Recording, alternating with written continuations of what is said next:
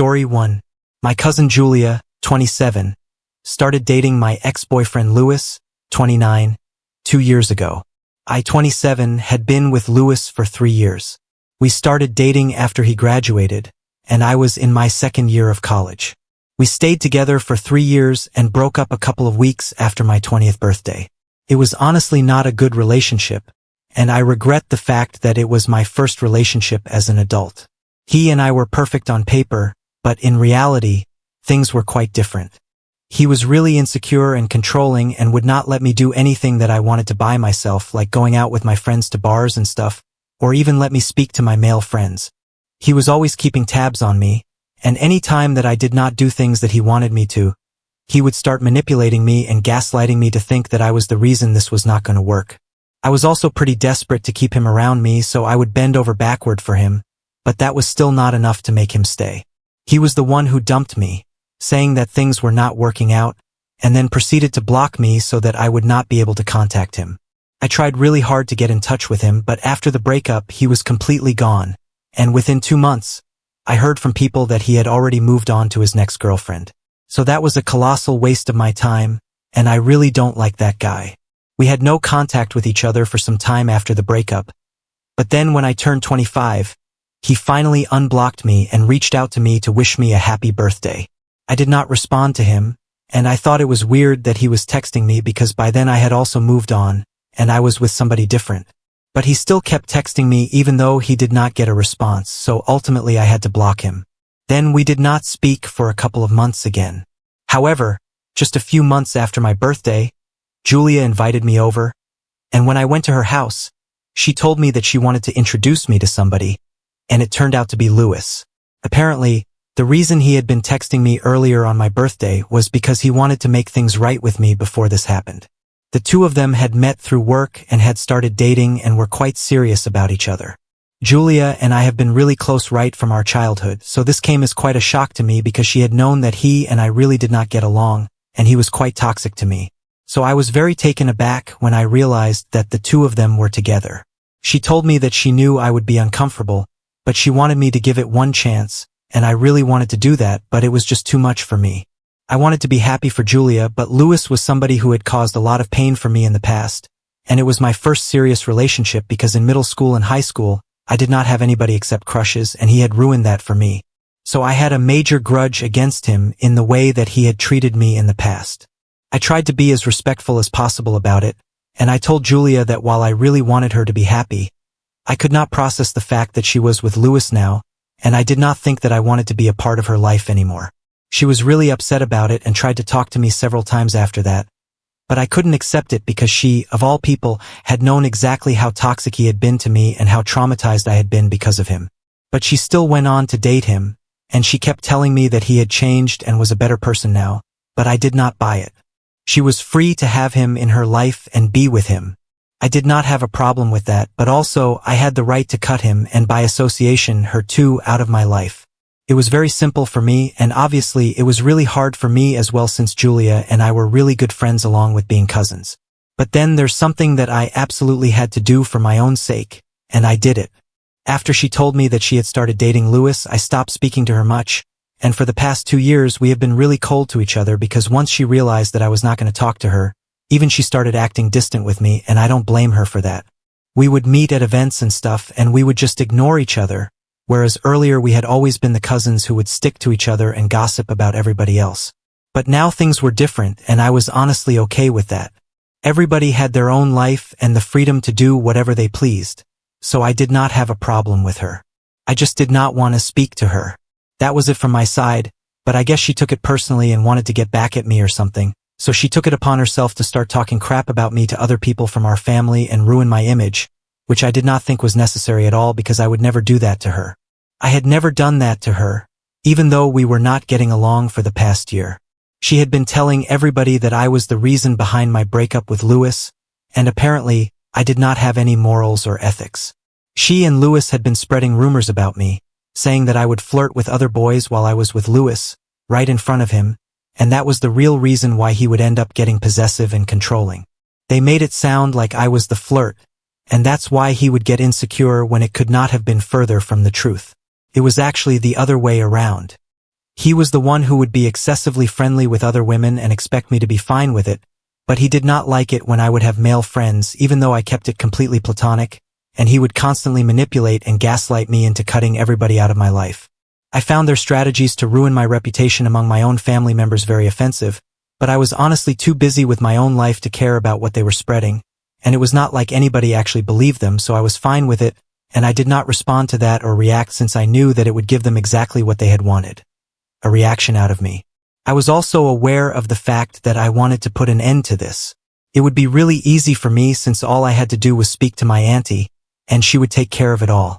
Even though I was no longer close with Julia, I was still pretty close with her mother, and the woman was a federal court judge, so I knew that she would do the right thing. She is my dad's older sister, and everyone knew that she has a spine of steel. She would never do anything underhanded or wrong, so I don't know how Julia turned out to be the way that she is in spite of being the daughter of somebody like that. Literally, one conversation with her would put an end to all of this, but as a consequence, I knew that Julia would also have to suffer quite a lot since she was quite financially dependent on her mother since recently she had started her own jewelry line, but it was not doing too well from what I had heard. Anyway, I did not want to bother her with such petty things, and I knew that I was strong enough to handle it on my own, so I did not bring it up with her. Also, I wanted to let this go on and see what kind of ridiculous rumors they would come up with because either way, my other cousins were still coming up to me and telling me what she had been saying behind my back, so it was just amusing and a form of entertainment for me. Then 6 months back, they got engaged and announced the wedding date soon after. My parents received an invitation, but I did not, and I was fine with it. I did not expect to be invited to the wedding either. I don't think I would want to attend even if I had been invited after everything that has gone wrong with me and Julia, let alone me and Louis. The wedding took place 3 days ago, and it was just another day for me, so I was not too concerned about what was going on there. But after a certain point of time, my phone started flooding with texts from everybody in the family. Everybody was harping on about some speech that Louis and Julia had made at the wedding, and I was really confused.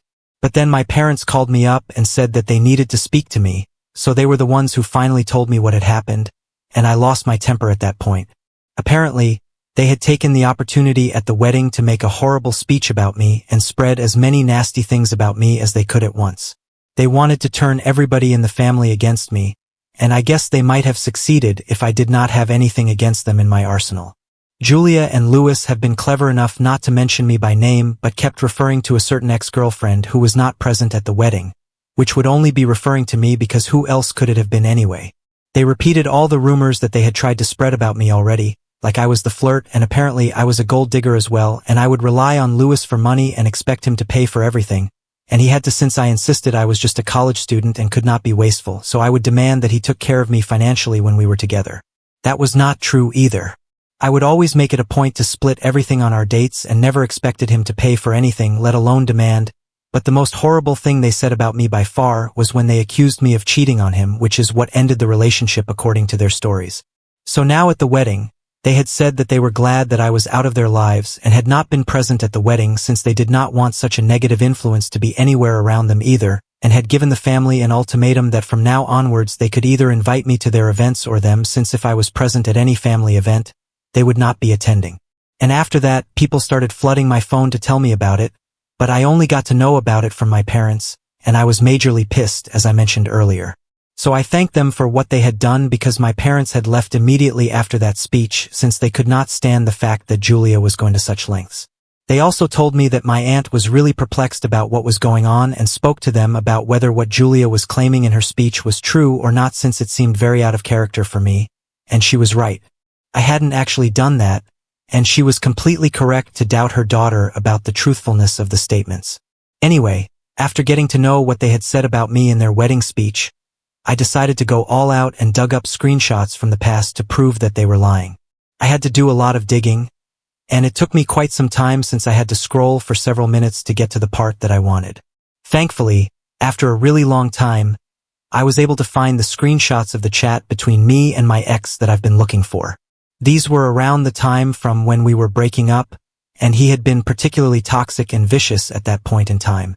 He had said a lot of nasty things to me, like how he wished he had never started dating me and how he had wasted 3 years of his life with me when he had the option to be with other people, since a lot of women had expressed an interest in him during that time, but now he was finally going to go out with other people.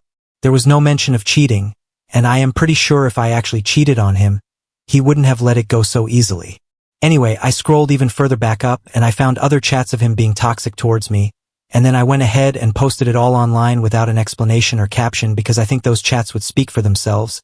And so they did, because after I posted the screenshots, they started texting me once again and commenting on the post, saying that they knew that whatever had been said was not true because it just seemed really weird for me to act that way because everyone had known me for ages since I was a child, and I was not the kind of person who would do such things. Those screenshots just went on to show that they were lying, and knowing that my family was on my side and not theirs, that was all that I needed. In fact, several people even contacted me to tell me that they had left the wedding just because of the things that had been said about me. So while Julia and Louis had been hoping that they would be able to turn people against me, their speech had backfired horribly, and nobody was on their side anymore. Worst of all, not even my aunt was on their side anymore, which was really bad for them.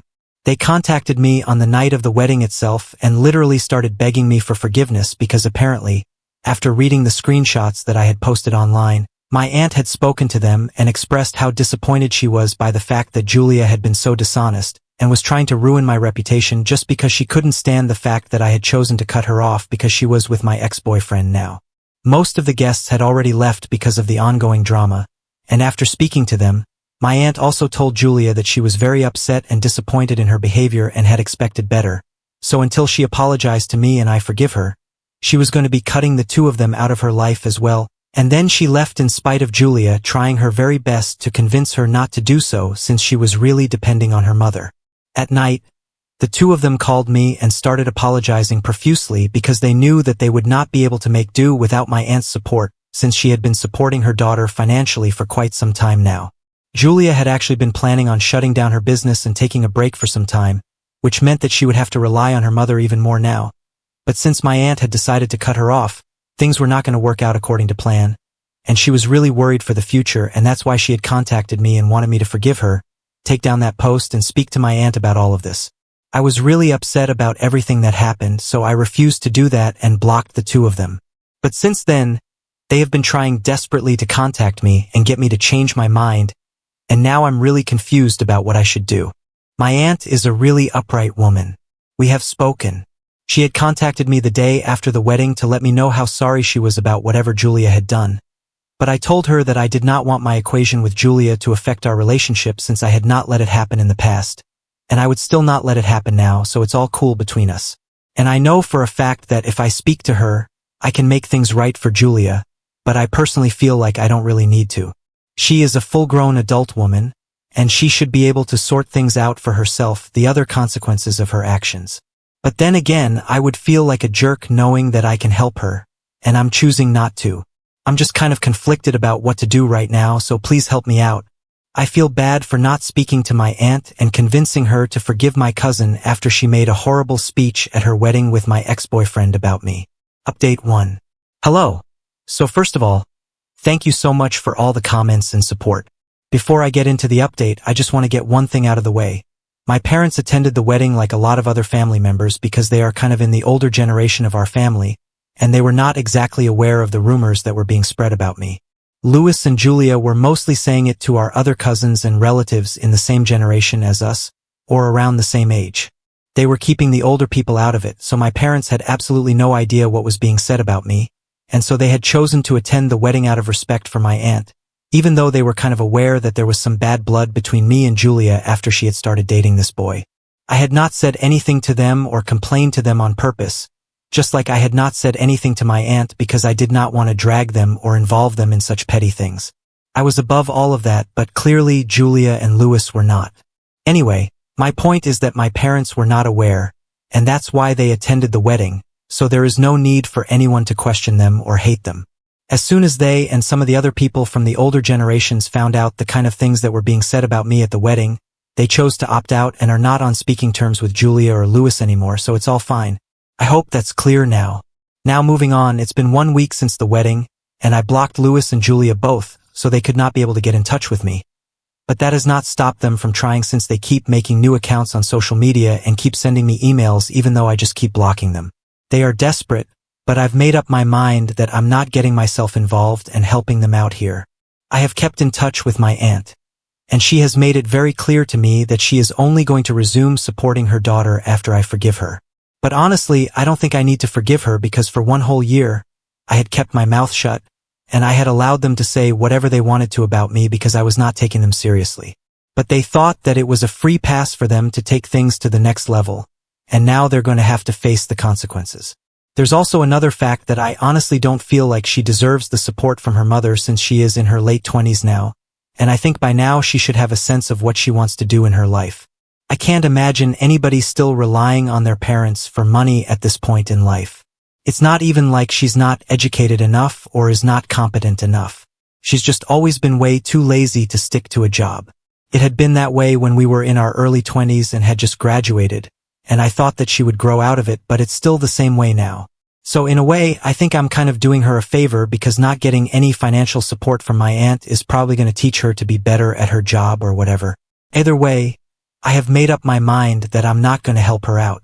I have discussed this decision with my parents just to let go of some of the guilt that I had been feeling, and they said that I was perfectly justified in whatever I was trying to do. It was my call whether or not I wanted to forgive her. I did not have to forgive her if I did not feel that she deserved it, just because I was worried about what happened to her in the future. Besides, Louis still had a decent job, and he could support the two of them if they really wanted to get by without any financial help from my aunt. The bottom line is, I spoke to my parents, some of my friends, and even you guys here, and most people agree that I have no reason to feel guilty, so I feel much better now, to be honest. But I have taken that post down because I don't think that it needed to stay up much longer. Everybody in the family already knows what went down, and I don't want to keep that on my profile since a lot of other people follow me, and it would be really difficult to explain everything that happened to them, so it was much easier to just take it down right now. I'm just trying to focus on myself and let go of all the anger and the guilt that I've been feeling for the past couple of days, so I've come back to meditating and trying to take my mind off of things and deal with everything in a Zen way. And I really hope that Julia and Louis also try to do better with their lives instead of basing it all around me and making me the reason that they wake up in the morning every day like they have been doing so far. I think that'll be better for all of us. Update 2. Hi. So it's been a month since the wedding, and from what I know, Louis and Julia are back on their BS again. My aunt is still not speaking to them because I have not forgiven them yet. At this point, I don't even need to because I know that their apology was not genuine. They were only apologizing because they wanted money from my aunt. They didn't actually mean it. After a couple of days of trying to convince me to forgive them and tell my aunt to speak to them, they gave up when I did not respond. After that, they went back to spreading rumors about me, and this time they were really creative with it as well. Apparently, they went around telling everybody that I was trying to ruin their relationship with my aunt on purpose because I wanted all the inheritance to myself. It doesn't even make sense, and it's so absurd that I would do something like that because my parents are pretty well off as well. Let's not even get there since I myself have a decent job, and I'm doing well for myself. I don't even need to think about inheritance because at the rate that I'm going, with the grace of God, I will not need to rely on anybody for money. Maybe they do, that's why they are thinking along these lines, but anyway, they have been telling everybody all of this every time they run into somebody from the family in public, which happens pretty often since all of us live in the same city, and they live close by to several of our family members. People have been avoiding them like the plague, yet they find a way to talk about me somehow. It just doesn't make sense to me why they're so obsessed with me since I have not done anything for the past month. All I do is ignore them, and yet they can't let go of whatever has happened.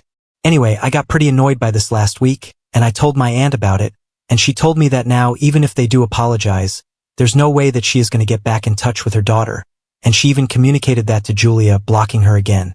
And now the two of them are even more pissed at me than they already were. I know that because they made another fake email account to send me a really angry message via email because that's the only way that they can contact me now. They told me that they were going to make me pay for all of this. Like, who shivers me timbers? I know they're unhinged right now, and it's not like I'm really scared, but it can be quite inconveniencing, so I wrote back to them and said that if they tried anything funny with me, I would call the cops and not even hesitate in sending them to jail, so they better watch what they do. I'm hoping that it scares them off, and if not, well, I have a pretty good security system installed. Update 3. So 4 days ago, I received an email from Louis and Julia saying that I would have to face the consequences of what I had done.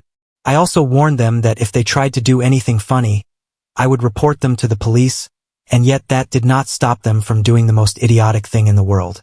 Last night, they tried to break into my house. Julia has been to my house several times. She knows that I have a very advanced security system in place, so obviously, I was alerted as soon as they even attempted to open my door.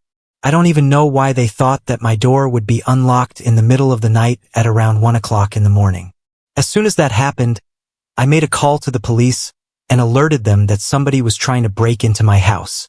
I had a feeling that it was going to be Julia and Louis, but just in case it was not, I did not want to take any risks, so they showed up within 15 minutes, and unfortunately for the two of them, they were even dressed like burglars and had been caught trying to make a run for it a little distance away from my house since they hadn't brought their car with them and had cycled all the way here.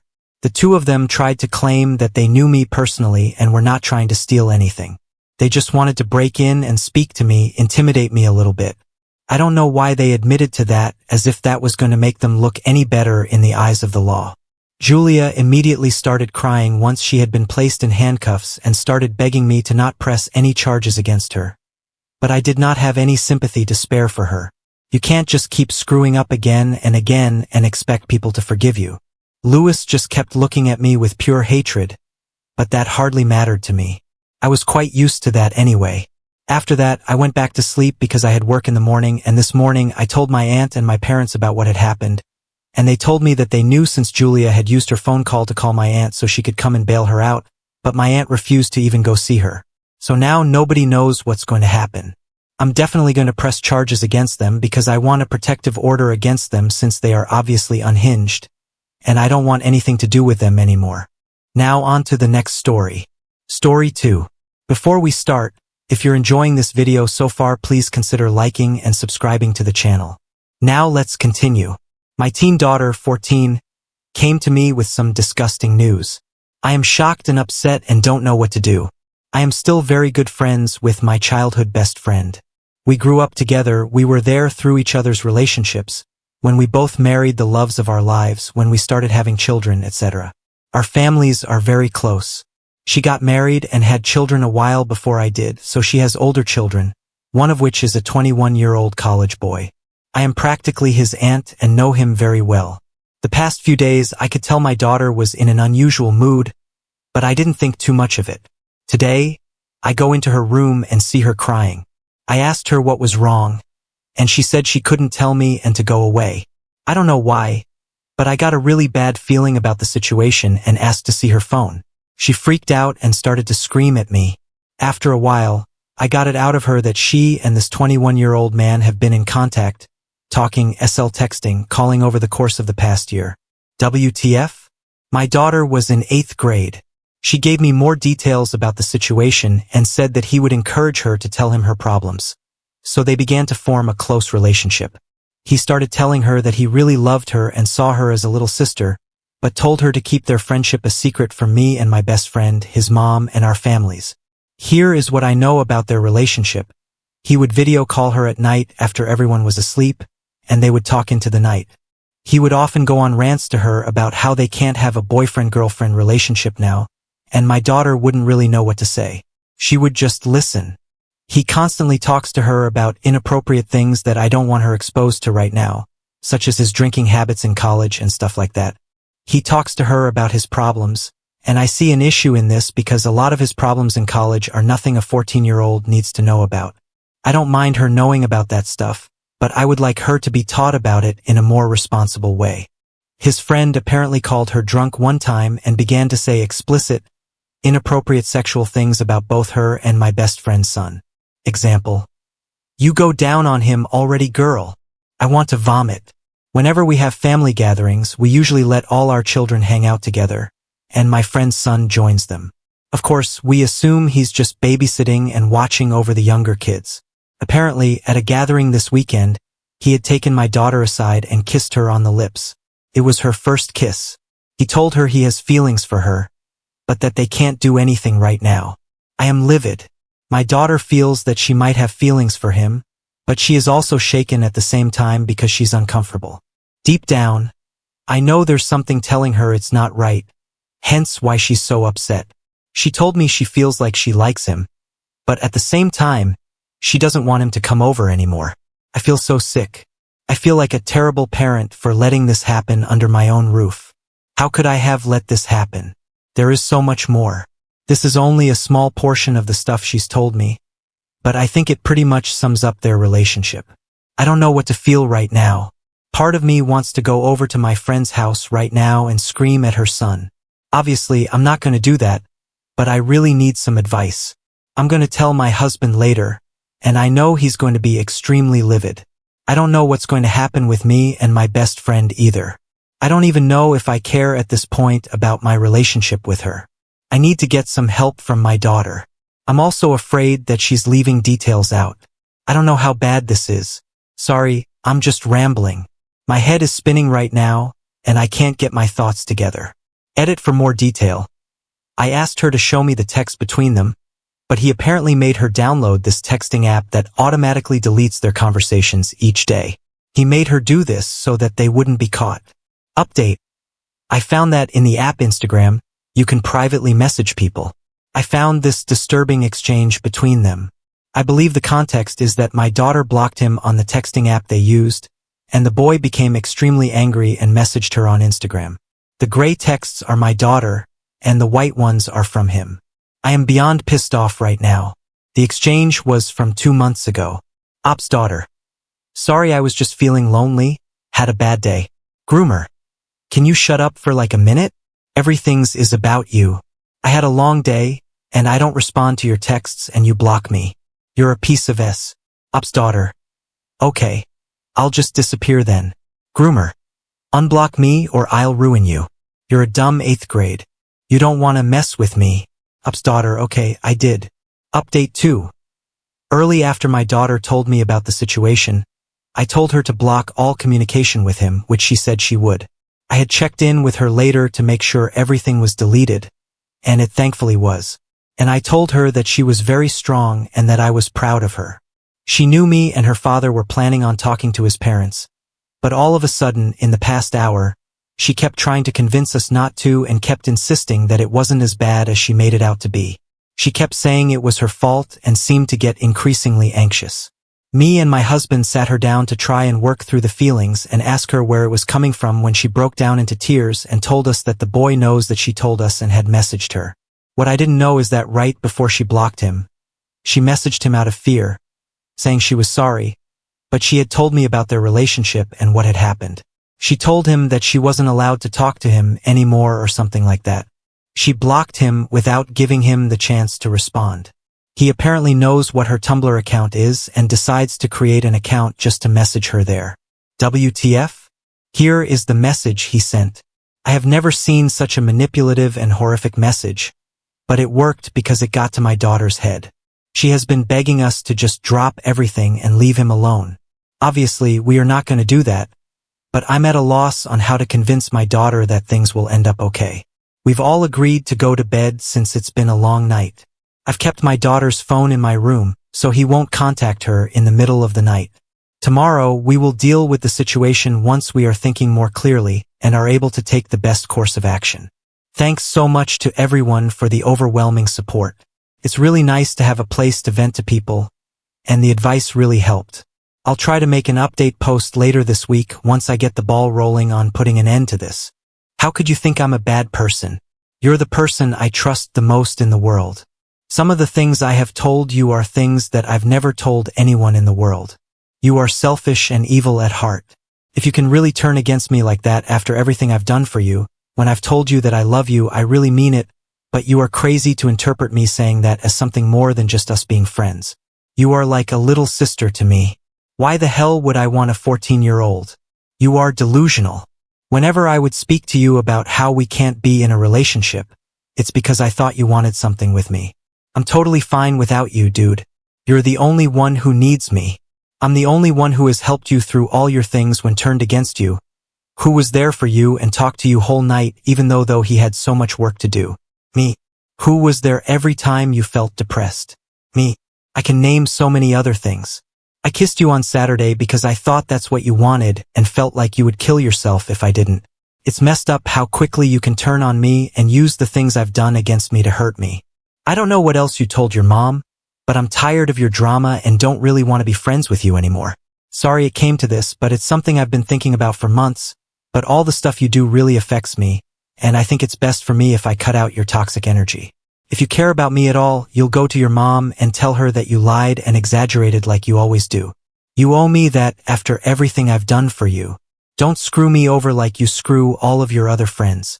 When you told me about your drama, I really wanted to believe that you were in the right, but maybe your friends were actually right about you being a terrible person because I'm starting to see your true colors now. Prove me wrong. No better than me, dude. You let this go on for so long, so you're equally at fault. Think about all the stuff you've done before you try to get me in trouble. Another update post one day later. Hi everyone. I want to thank you all once again for the overwhelming amount of support and messages in my original post. Taking into consideration all the advice we received, our own gut instincts and information we had on hand about the situation, we decided to move forward and get law enforcement involved in this situation. Our reasoning simply being that this guy knew exactly what he was doing and must be held accountable for his actions. Getting the police involved certainly has brought a lot more information to fruition. A thorough search brought up some more disturbing text conversations between my daughter and this boy that was enough to charge him with indecency with a child and possibly assault. We will continue to move forward with this and get our daughter the justice she deserves. The new findings, however, have brought up some more information about our daughter's well-being. At the time of writing my previous post, I knew she was having some problems with friends in school on top of this current situation with the 21-year-old, but what I didn't know was how severe her emotional issues have been lately. I feel awful. I know teenagers are good at hiding the things that they want to hide, but I wish I noticed or tried to reach out to her more when I noticed she was being moody or isolating herself in her room. The police showed us a lot of messages involving suicide ideation, possibly signs of depression. The phrases, "I'm a mess up," "I don't think anyone would care if I disappeared," being constant. They said they strongly suggested getting a counselor and provided us with some resources. Here's an example of another thing the police showed me. Some background, she has this friend at school. I'm going to call him Alex. She has mentioned Alex to me before. They have gone to school together since kindergarten, and when she was younger, Alex would come to her birthday parties. They are decent friends. She mentions him from time to time regarding basic things like how they have a group project together, etc. He's a really sweet kid from what I've seen. The police showed me these direct messages between the two of them on Instagram. I think he could be a good friend for her. He acts very unfazed and calm when my daughter is exhibiting manipulative and volatile behavior. But that's still no reason to speak to someone in this way. I don't want to diagnose, but I'm really afraid about my daughter's mental health and behavior. I don't know if it's BPD, depression, anxiety. What I don't want to do is make her think that this behavior is okay in any way, but at the same time, I know she must be hurting deeply to have to resort to treating people this way at this age. Basically, I don't want to make her feel like she's an awful human being because she isn't, but I don't want to approach it in a way where it seems like I think it's okay. She says she doesn't want to go to therapy, but me and my husband agree that she needs to at least go to a preliminary appointment and speak to one. She is pretty open with us, but I know there are things she doesn't want to tell us about, and there are things that we really feel only a professional can help with. We've set up an appointment with both a therapist and a psychiatrist. I'm just rambling now, but I've always tried to give my daughter privacy, but I think it's time I monitor who she's talking to. I don't want her to feel like I don't trust her and like I'm spying on her, so it's difficult. If there was just some way for me to see the contacts on the app she's messaging without really seeing the message content, that would help. Maybe I just want to make sure she's not talking to anyone she shouldn't be. I don't know. We're glad that we can move forward and potentially get the 21-year-old guy charged with something and have him out of our lives, but my daughter is far from being healed. Thank you again to all who helped weigh in on this situation. Much love to you all. Update. I've received some interest on how the parents of the 21-year-old, the mom is my best friend from childhood, responded to the situation. Received this text from his mom, not soon after the police went to their house. You could have given me a heads up before you went ahead and destroyed my family, LOL. I did not reply to the text, seeing as it was immature. I did not want to entertain it, and I had bigger things to worry about. She called me a bit later, and I made the mistake of picking up. She began to berate me and told her that I had broken her trust and ruined her family and that they were going through hell. She said that she could have fixed things herself if I came to her first and that I didn't need to go to the police and escalate the situation. Said some stuff about how her son's life was ruined too. Some other stuff about how I'll burn in hell for this. I thanked her for the friendship and all she has done for me over the years and told her I was not interested in debating whether or not I did the right thing outside of a court and swiftly ended our friendship. Relevant comments. Comnet 1. Her son engaged in criminal activity on a child, but you destroyed her family. Comment 2. It sucks to lose a friend and to be blamed, but know that you did the right thing. If he had robbed a bank, you wouldn't have called and given her a heads up that the police are about to be informed. Op. Exactly the reason me and my husband agreed not to give her a heads up was because we knew she would freak out and try to talk us out of it. I know if it was any other guy grooming my daughter, she would have 100% supported me calling the police. I'm trying to limit the amount of contact with her and remain objective and pretty much behave gray rock with her because of how conflicted our interests in this situation are, and I don't want the emotions between us due to our friendship to overcomplicate what we know we must do. It's really hard. Final update 1.5 years after original post. It's been well over a year since everything happened, and I figured I should give a final update to the community that was so supportive to me during such a difficult time for my family. I sincerely thank each and every one of you who gave me advice and showed so much love and support. After everything that happened last summer, we did eventually end up moving to a new state right before the school year started. My husband's job allowed him to relocate there, and after some time I ended up finding a job of my own here. My daughter was able to start high school at a new school, and it was the best decision we made. She's very recently 16 now and in her second year of high school, involved in track and XC, has a wonderful new social circle, and a boyfriend who's actually her age this time. Woo! He's been over for dinner a couple times, and he's a lovely young man and treats my daughter with so much respect. I'm just so happy that she's happy now. After everything she's been through, there's still stuff she needs to work through, so she is attending therapy regularly, and it's helping her a lot. Overall, all the dust has settled, and my family is happy, stronger, and closer too because of all that's happened. As for the man who did all this to my daughter, we unfortunately weren't able to get too harsh of a punishment. We fought tooth and nail and were only able to get him to be slapped on the wrist with a large fine. We've come to peace with it, knowing that we did all we could and that he's out of our lives for good. We were able to place a restraining order on him so he won't be bothering anyone anymore, and he's on the SO registry. As for my best friend, aka the mother of this man, we hadn't talked to each other in over a year. A couple months ago, she reached out to me to tell me she was in my new state for a business trip and asked me to get coffee with her.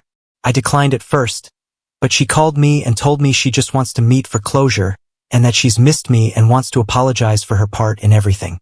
We met for coffee, and she completely apologized for the way she treated my family through all of this and told me she only did it because she was afraid of her family falling apart, but now recognizes that it was selfish of her.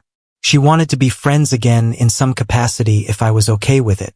I thanked her for the apology but told her that I don't feel comfortable resuming a friendship with her and that it was best for us to go our separate ways. It was a really sad conversation. Me and this girl have been together through so much growing up.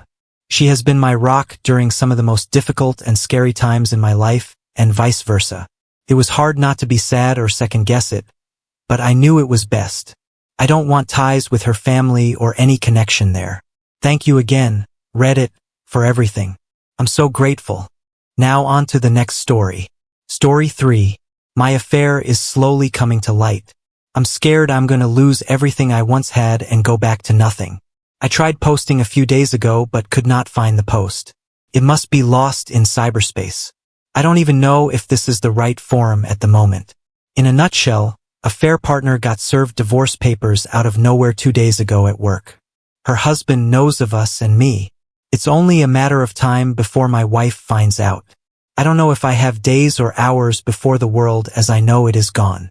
I took some time off work to spend time with my wife and 2 daughters. My body is in turmoil, but strangely my mind is clear. It reminds me of the days leading up to my dad passing away. Time has slowed down, and I am aware of all the things surrounding me. It's a nice feeling. My day today was filled with observation of details and appreciation.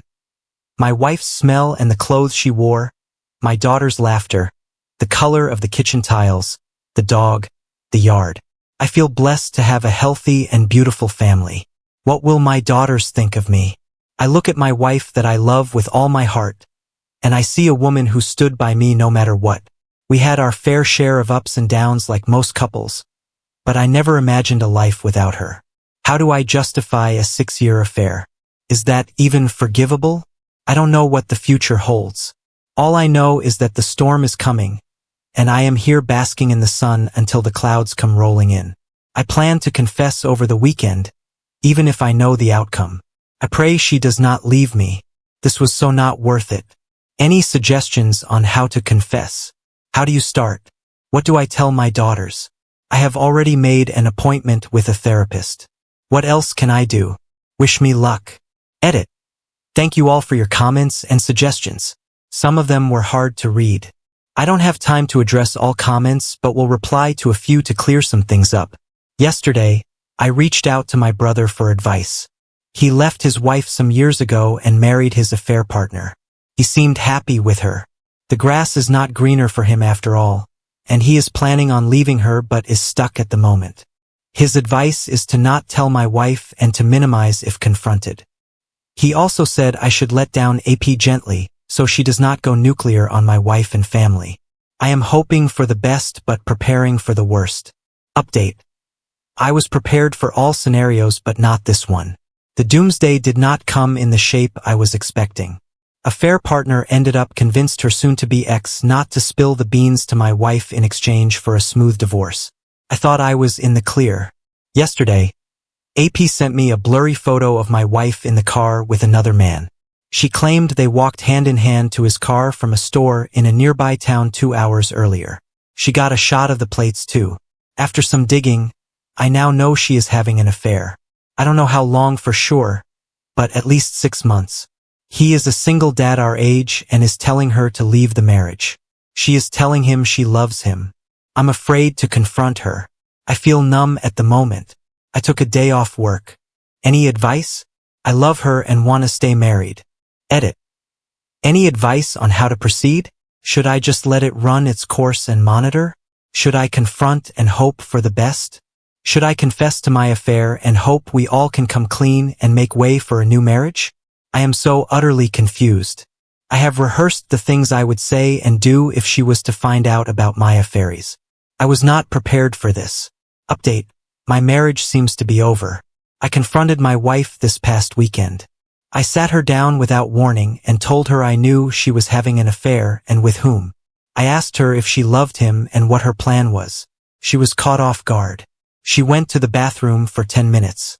When she came out, she looked me straight in the eyes and said, "I know about your affair too. I have known for some time now. I love him and want a divorce." The next days were a blur. I tried to talk to her, but she shuts me down.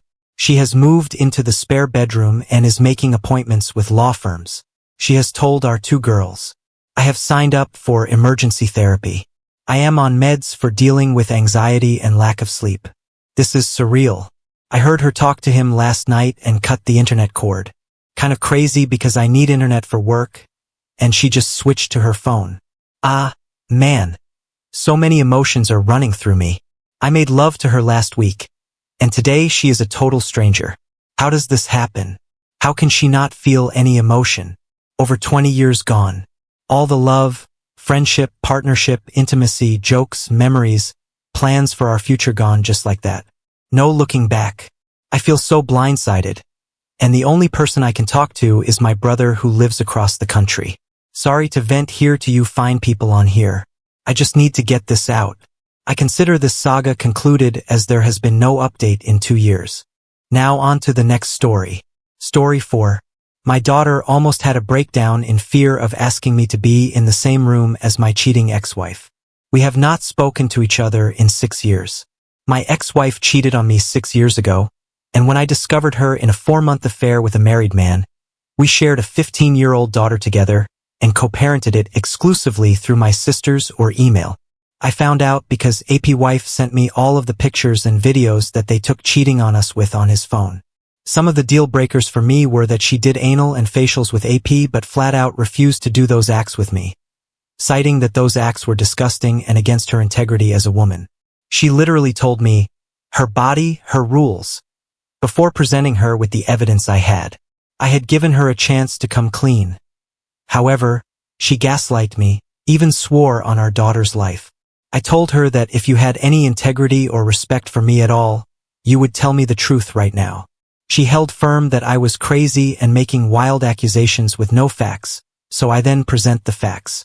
When confronted with the evidence, she broke down and looked me in the face and said she is a piece shy.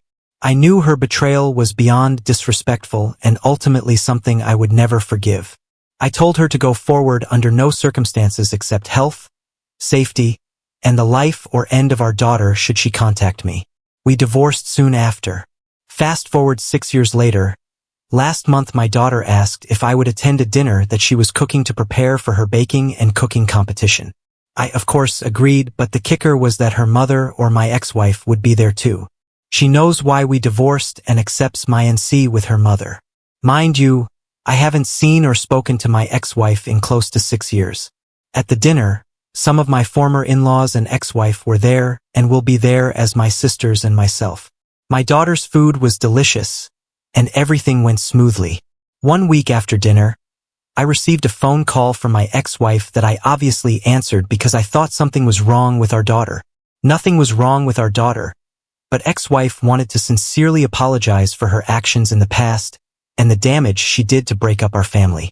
She said that our daughter almost had a breakdown with the fear of her asking me to be in the same place as her and that our current dynamic is not healthy. She wanted to know if there was any way to coexist healthily for future events with our daughter. I did not interrupt her and let her finish what she had to say. When she finished talking, I responded by saying no and discontinued the call. Here is where I need advice. My sister told me my ex-wife is truly ashamed and sorry for breaking up the family and just wants a healthy environment for our daughter. My sister tells me to move on and to think about our daughter's mental health. I reminded my sister that what value am I to my daughter's life if I am unhappy? My ex-wife does not make me happy. So on Reddit, I need an unbiased opinion. Should I forgive my ex-wife and move on to build a better co-parenting relationship with my wife for my daughter's sake? Comments why to you were told this on the other thread which you have since deleted. Grow up and be a better parent. I'm still curious to find out how your current girlfriend feels about your intense emotions over this angle. Thank you for your opinion. My current girlfriend is amazing, and she understands my position as my ex-wife. She actually feels just the way I do. My GF used to share a mutual friend with my ex-wife, and even her friend says no one trusts the ex-wife anymore, and none of her friends' husbands like her. She is universally disliked. The few friends she does have are also divorced and kind of the outcast type. Ma, I'd still be concerned if my boyfriend was this obsessed and angry about a relationship that ended years ago. But fair enough. Your current situation may be working for you, but not for your daughter, and your daughter just hasn't said anything because she doesn't want to hurt your feelings. Talk to your daughter and ask her to be honest and then go from there. But it seems like you are holding on to an unhealthy amount of hatred for your ex-wife after all of this time. Listen to your sister when she tells you to just move on and think about your daughter. I've not confirmed what my ex-wife said is true yet with my daughter. We alternate weeks, 1 week on, 1 week off. My daughter will be here tomorrow morning. My daughter has no problem voicing her concerns or advocating for herself. I feel like there is something more to this. As a child of divorce, I can say that it is very stressful when dealing with parents who can't stand each other. I don't think you have to forgive your ex or even create some new friendly relationship with her, but at the very least be more open about communication, just with general stuff about your daughter, and show her that she shouldn't be afraid to want both of her parents at important engagements like her dinner. In short, you don't ever have to forgive your ex, but you do have to move on for the sake of your daughter. Overall, the advice is that he needs to move on and be a better co-parent for the sake of his daughter. Update. I spoke to my 15-year-old daughter yesterday, and what she had to say was an eye-opener. She told me that she knows that I love her and would do anything for her, so she doesn't want to use my love for her by making me do things I normally would not otherwise do. She says her mom is struggling with sadness sometimes and tells her all the time that your father is not ever going to move past hating me, which makes it hard for everyone else to stop judging her for her past as well. Apparently, my ex-wife is venting her grievances with our daughter because she has so few friends. Context: the ex-wife lost the majority of our childhood friends as we all grew up together. None of the husbands want their wives to hang out with them due to the fact that she used girls' night as an excuse to be with AP, and some of the wives knowingly and some unknowingly covered for her. This caused a lot of drama. It is a common belief that some of the other wives were cheating as well, but no other proof can be found. Since my divorce with the ex, the other wives have essentially removed her from the group to save their marriages. Daughter also explained to me that she missed our family being together if she was being honest, but understood that me and her mother loved her. She then asked me about forgiveness and then about unforgiveness, things people cannot be forgiven for. I told her that is ultimately a standard you have to set for yourself. It comes from the morality and values you have within yourself. I explained that sometimes you can dislike the actions but not the person, and sometimes you cannot associate the actions from the person. Example: Jafari Barith and from God. She hates him with passion. I said her mother is someone whose actions I cannot associate with. I said it doesn't mean she is a bad mom. It just means she is someone with whom I cannot dissociate her actions. As a result, our relationship can never be the same.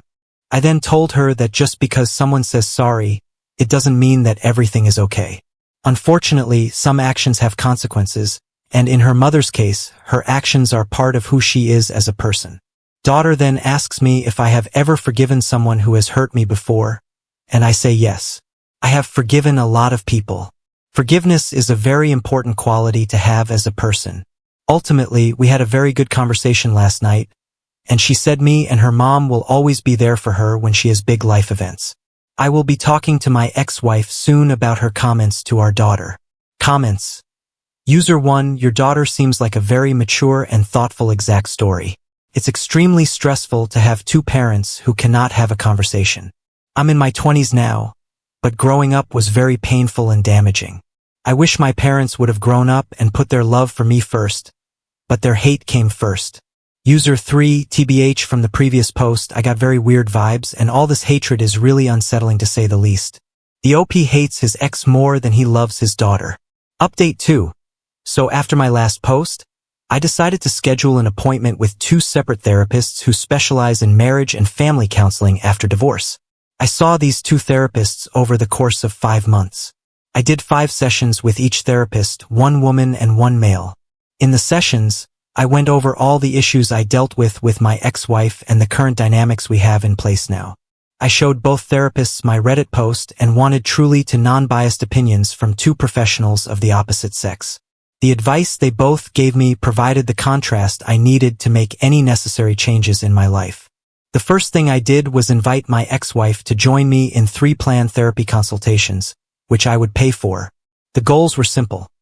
First, create an avenue for my ex-wife to start speaking with a professional instead of our daughter about our issues.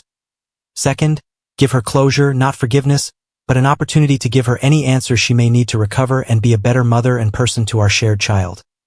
Last, build and commit to a plan that we will follow on how we will deal with parenting our daughter and behave at shared life events. She accepted my offer. First session. The first session was all about sharing our POV on the current state of our lives and what we both want for our daughter. I shared that I am currently enjoying my life as my professional and personal lives are flourishing in the sense that I have achieved balance and joy in my core life goals, and accomplishments are being met. For my daughter, I shared that my goal is to ensure that she is happy, enjoys her childhood, is loved, and understands the value of self-respect and commitment to core values. I always share with her that everyone loves to believe that they are exceptions to the rules, but sometimes following the rules is what makes a person exceptional. Having a clear sense of what is right and wrong and behaving in that fashion is very important to who you are. I shared that my biggest regret in life would be if my daughter turned out like her mother used to be 7 or 8 years ago. It was brutal to say this in the session, but I truly believe in fear that the ex-wife then shares the current state of her life. She is very passionate about her career as an interior/exterior designer. She quite literally turns houses into homes. She shares that she is currently working on herself because her past few relationships ended poorly because of her baggage from our marriage, and divorce has made her very afraid of commitment. She also wants our daughter to be happy, loved, and a hard worker. She responded to my comment about me being afraid of my daughter turning out like she did 7 years ago. She said her pride was hurt by that comment, but years of therapy helped her realize she must accept that her actions of the past have warranted that kind of comment from me. She said she knows our daughter does not want to be like her because she has asked her many times, besides cheating on Dad, what the real reason is why he will never forgive you. She said people cheat and get divorced all the time, but they are still friends. However, Dad truly thinks you are a bad person, but you are a good mom. For years, she thought I was poisoning our daughter against her, but she quickly realized that was just her own guilt eating her away. The session ended quickly after that. Second session. This session, my ex-wife asked a lot of questions. I mean a lot. Nevertheless, I answered all of them honestly and bluntly. The 3 main questions she asked were the following. 1. How did I heal from the wounds that she caused? And what advice could I give her as she is still trying to heal from the wound she caused herself? I explained that the damage she caused wasn't like a stab or cut wound that you could stitch back together. I said her damage was more like amputating a limb from my body. My recovery wasn't focused on healing, but rather on how to walk, lift, or learn how to eat with my feet, because I no longer had hands. I recovered from what she did by reteaching myself how to not be defined by my disability, but more importantly, by gaining strength from it. I ended by saying I am still recovering. There is no healing to this wound. The leg is gone. I said my advice to her would be to not amputate your next partner. Stop focusing on healing and start prioritizing recovering from the damage you caused. Some things cannot be fixed, but they can sometimes be replaced or provide life lessons on how to behave in the future too. 2. How can she replace what she has broken? I reply by giving an analogy. When a woman has a miscarriage, she doesn't replace the child she has lost. When she has another baby, she values the life of the child she has because she knows what it is like to lose a child or not have a child at all. She doesn't replace what she has lost. She has to use her previous loss as a vehicle to find love in what she has now. I reiterated that she cannot replace or fix this. Her actions are permanent and cannot be undone. She must recover and use her experience to be better next time. 3. Is there anything she could do to allow us to be friends again? I replied by saying no. However, her being a great mother to our daughter and showing her how to recover from the mistakes she made in the past would go a long way in making sure our shared interests are met. I explained that there is no scenario in which I can give you forgiveness because it is not a gift I can give. This gift must come from yourself. I cannot be responsible for your happiness or forgiveness. 4. Would you allow me to keep trying? I am sure. Last session. In the last session, we reached major agreements. We came to an agreement that I would allow her to contact me outside of an emergency if she agreed to not speak about our relationship with our daughter. Please let her be a kid. She can call me directly if she wants to coordinate vacations, holidays, or gifts. I will agree to do 1 counseling session a year with her until our daughter is married or graduates from college. The goal of the session is to build a stronger co-parent relationship and ensure we are not letting our past ruin our shared experiences with our daughter. Overall, it has been 3 months since our last session, and I believe that I did what was the most important immediate need for the child, which was to ensure she does not feel she is responsible for me and her mother's happiness when it comes to her life. She is back to being a 16-year-old teenager worrying about boys, clothes, and social status, which I am perfectly happy to deal with. As for my ex-wife, that is a whole other thread. Comments, you're a good father. Don't ever doubt that, man. OP, thank you. I truly try to make my daughter the best woman she can be. OP comments on another deleted post. My ex-wife has been doing this to me lately. She calls me 3 to 5 times a week literally to ask me for advice or to say she saw one of my friends. What she is really doing is trying to integrate me back into my life. The only reason I can answer is because we share a daughter. Flaring has concluded the original issue of better co-parenting for the sake of his daughter is at least resolved. There are no subsequent posts dealing with the therapy sessions or his relationship with his ex-wife. Now on to the next story. Story 5. Aunts crashed Christmas to demand I let their bratty kids into my child-free wedding after they ruined my cousin's wedding. So now my aunts are boycotting and causing problems. I, 26F, have been with my partner, 27M, for 5 years, and we are getting married next year. Overall, the wedding planning has gone pretty smoothly until now. For context, there is a large age gap in my family when it comes to the grandchildren on my mother's side. My dad's an only child. My mother had me in her mid-20s, and my 2 aunts waited till they were in their late 30s to have kids. So I've just been more of an extra to a lot of my cousins, as there's about 4 of them, all between 6 and 10, all girls except for my cousin Kate, 25F, who is the daughter of my mother's older brother. Now, I love my family, I do, but my aunts have always been the kind of parents who can never say no to their precious children, and that has resulted in them being spoiled brats. Over the last decade, there has not been one family event that hasn't been ruined in some capacity by a child having a tantrum over something stupid.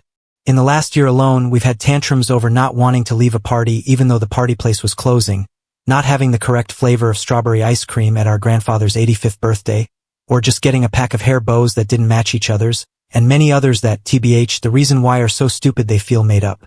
And these tantrums are bad. Like the full screaming, pounding the floor, and enough tears to water a field until their mothers give in to their demands.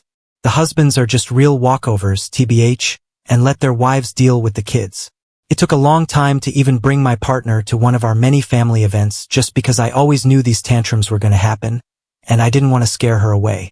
I work with kids, so I know this is beyond not normal behavior of kids, and I know the lack of discipline is to blame, but I've never been in the position to call it out because in my family it's very much, if you don't have kids, your opinion of how to raise them doesn't count. But as the kids have gotten older, it's gotten so much worse. Now on to the wedding planning. We are not having a large wedding because neither of us wanted it. Between our family members we want there and our friends, it's just over 100 people.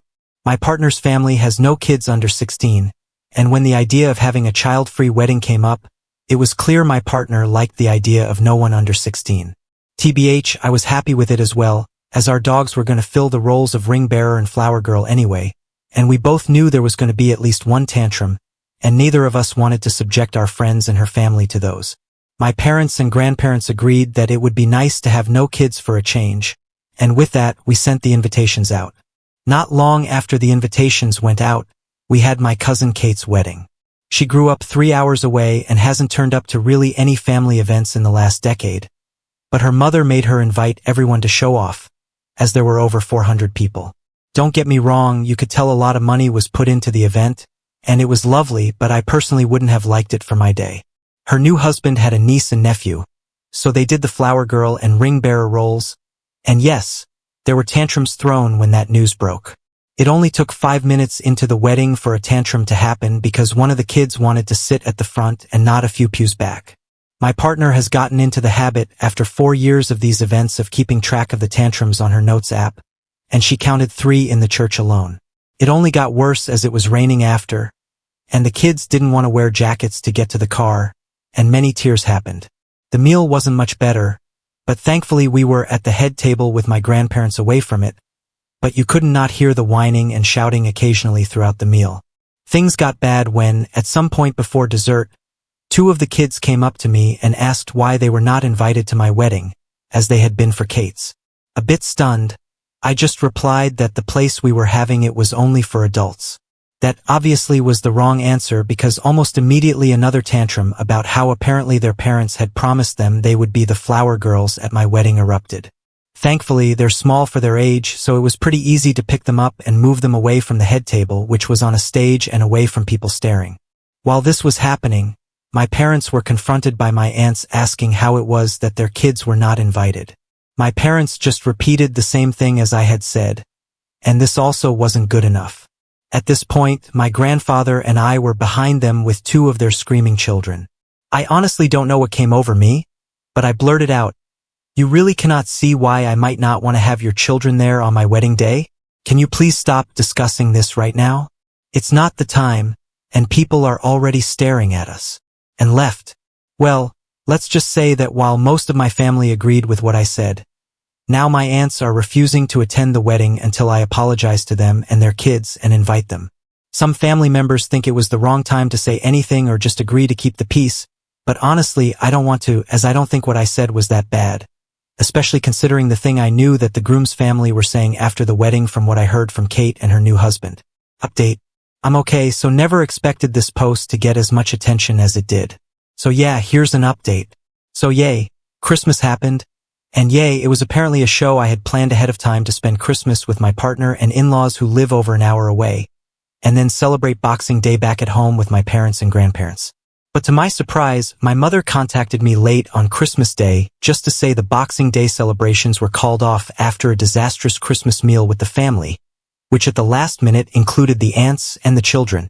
So apparently, they had decided that as the family had been going NC in the week since the events at my cousin Kate's wedding, they were going to turn up to my great-grandmother's house for Christmas and confront me about it to my face to make me apologize for calling out their kids' behavior. They usually do their own thing at Christmas and often go to their in-laws. Forgot to mention, and they are married to brothers who are two of the weirdest men I've ever met. But that's a rant for another day, I guess. They thought if my 99-year-old great-grandmother, my mother's mom's mom, was present, I wouldn't refuse their demands.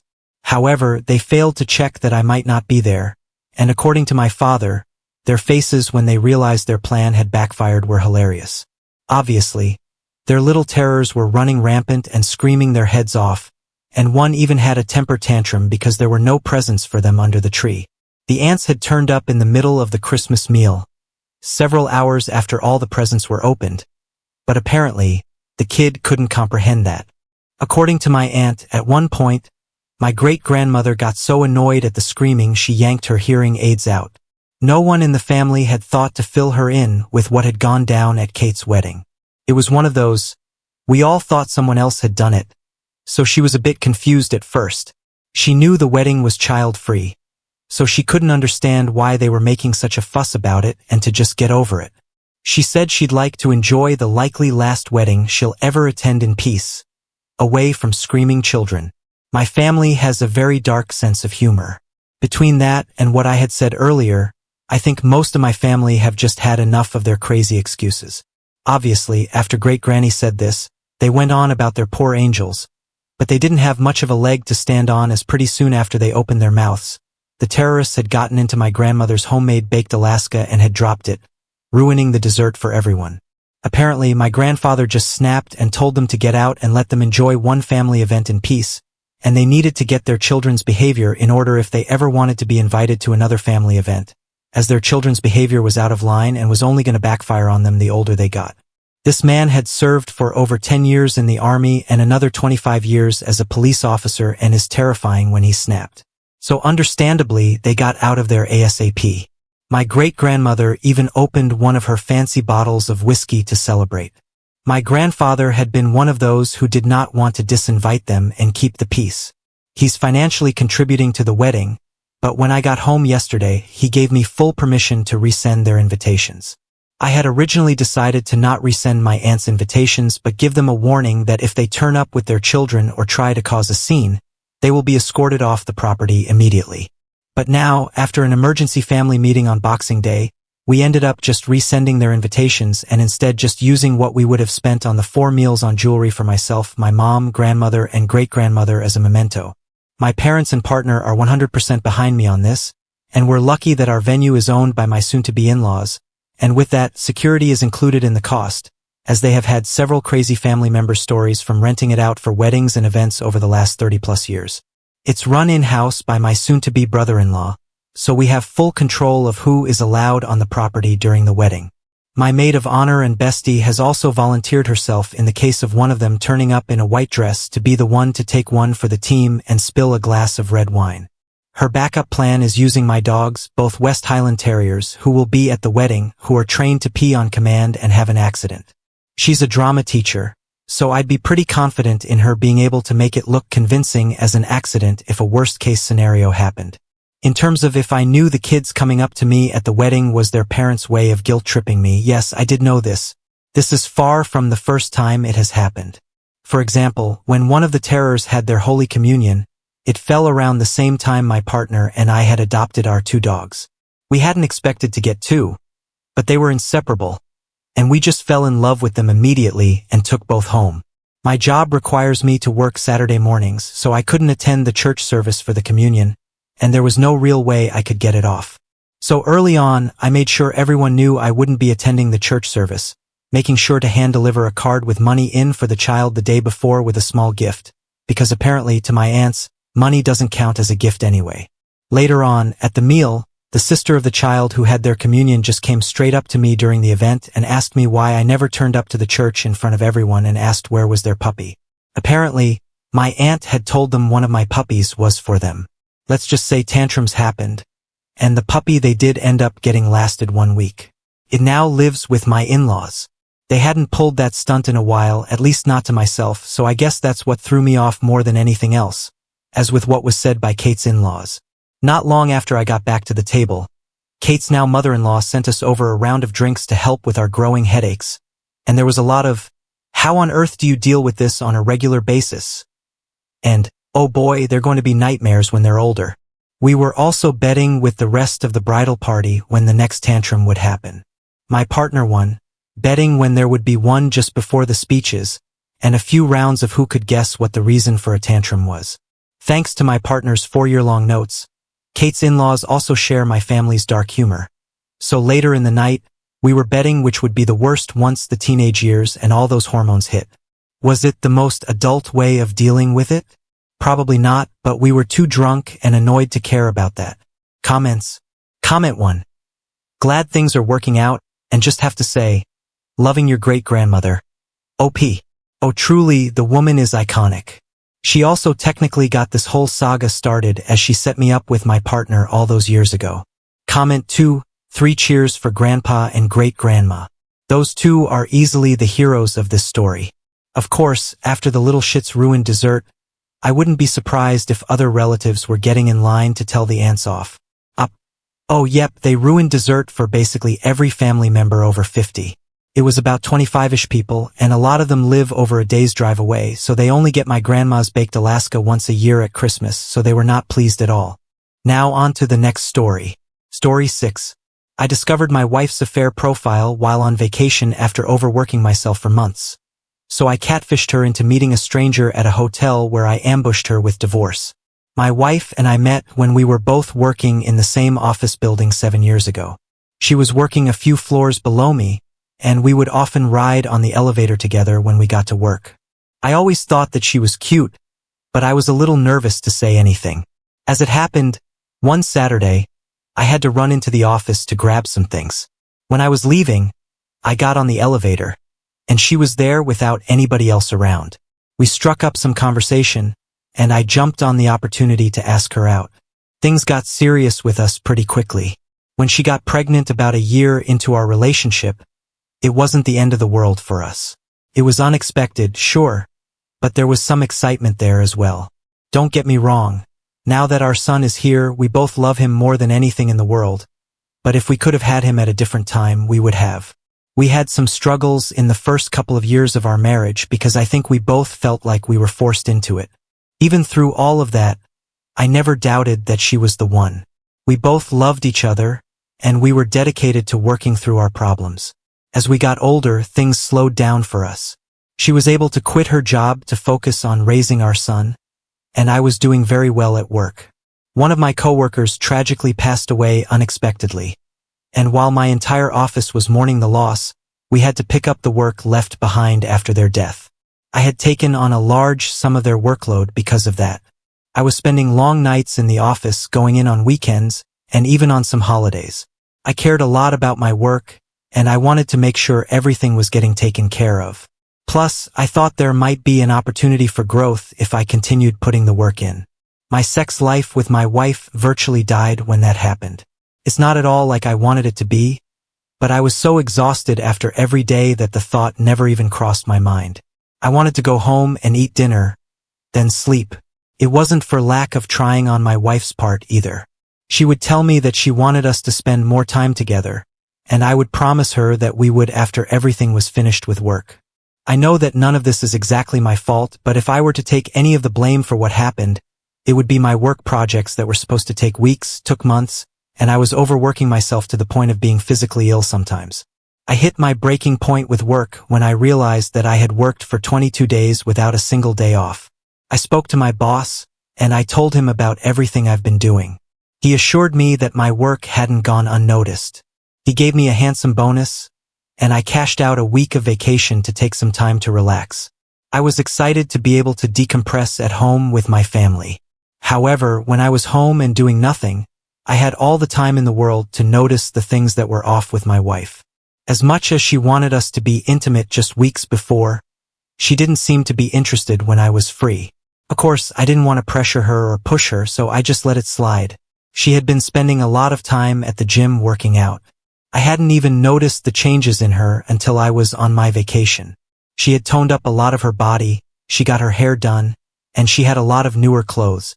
I asked her why she had changed so much, and she got mad at me for only just noticing, but then she told me that she just wanted to feel more confident. I tried to assure her that I thought she was beautiful either way, but I told her that she looked great.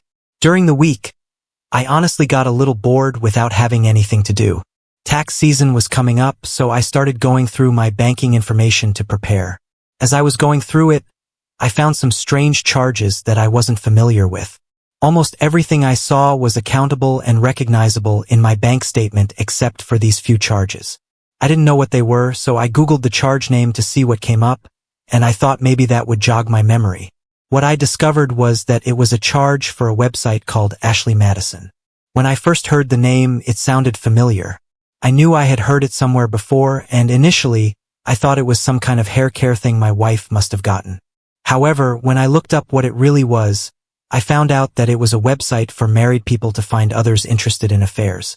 My heart shattered when I read that. I knew that I wasn't the one who subscribed to it.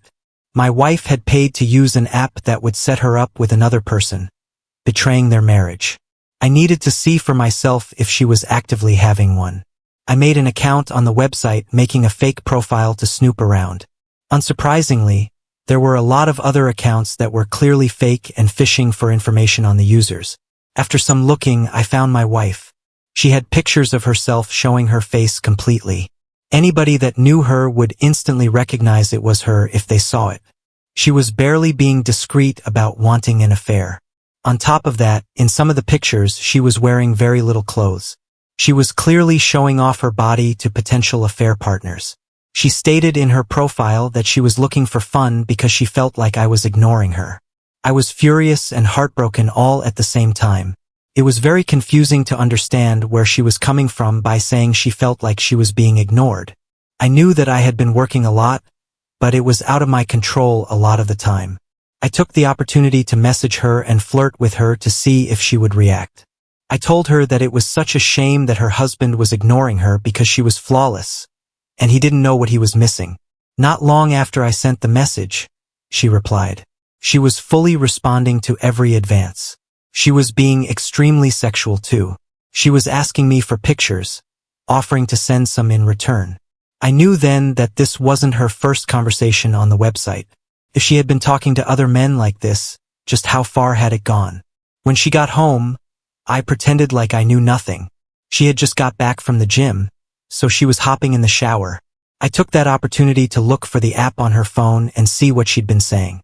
When I found it, I saw dozens of messages between her and other men.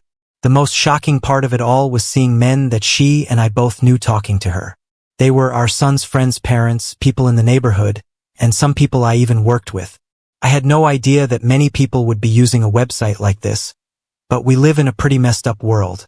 One of the guys in our neighborhood that she had been messaging had told her he was fantasizing about her for a long time before he saw her on the app. She said that she felt the same way. From all the messages that I read, it seemed like this was the only person she had made plans to meet up with. It was clear from the context of their messages that they had slept together and were planning on doing it again. On top of that, I found messages with another man that led me to believe that my wife was considering meeting up with him right away. I knew that I needed to catch her in the act. She and I married so hastily that there wasn't a prenuptial agreement or anything of the sort.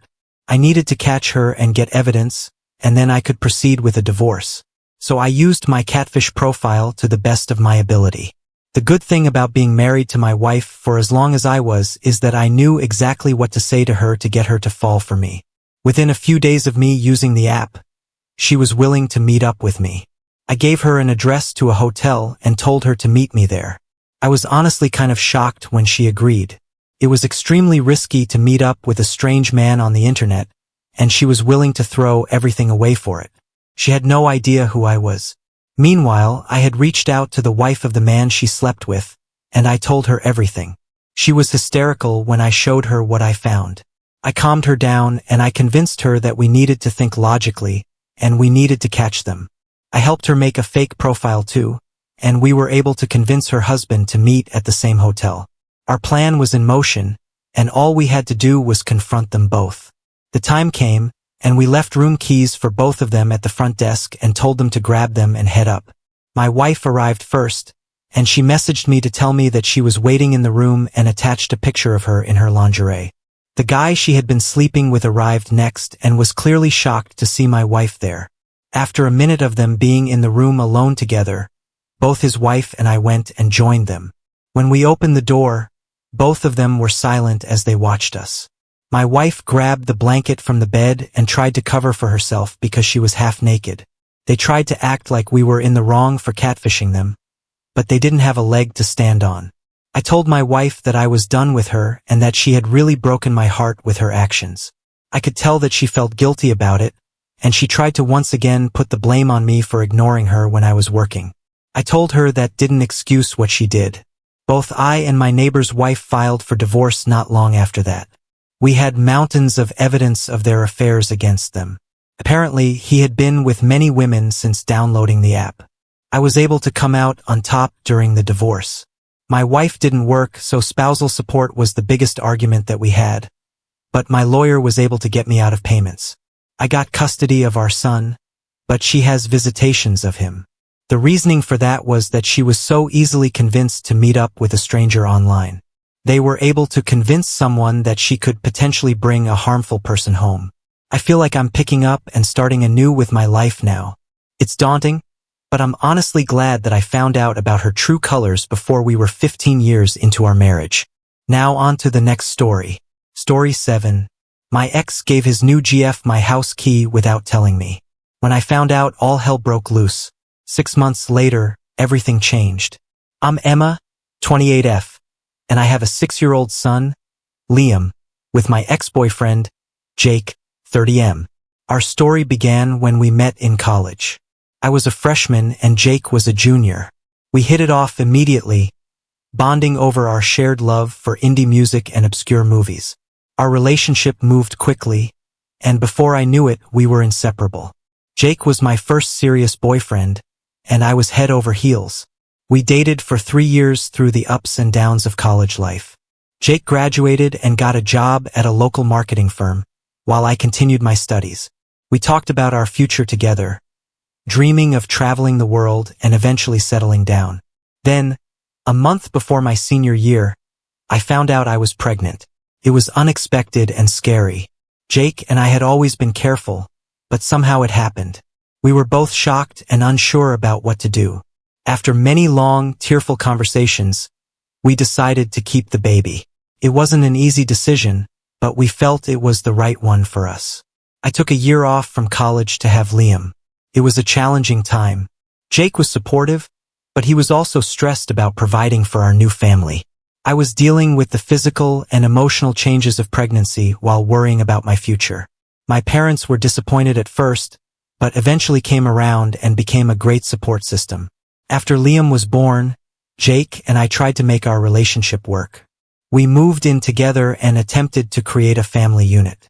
I went back to college part-time to finish my degree, juggling classes with caring for Liam. Jake worked long hours to support us, often coming home exhausted and stressed. The strain began to show in our relationship. We argued more frequently, usually about small things that escalated quickly. The lack of sleep, financial stress, and the sudden responsibility of parenthood took its toll on both of us. We were young and unprepared for the challenges of raising a child. Despite our best efforts, We couldn't recapture the carefree relationship we once had. 2 years after Liam was born, we made the difficult decision to separate. It was painful, but we both realized it was for the best. We agreed that Liam's well-being was our top priority, and we committed to co-parenting amicably. The first year after our breakup was tough. We had to figure out a new dynamic, learning to interact as co-parents rather than romantic partners. There were awkward moments and disagreements, but we always tried to put Liam first. Gradually, we found our rhythm. We established a routine where Jake would have Liam every other weekend and one evening during the week. We agreed to split holidays and special occasions. It wasn't always easy, but we made it work. We even started a tradition of organizing Liam's birthday parties together, wanting to show him that although we weren't together, we were still a family in our own way.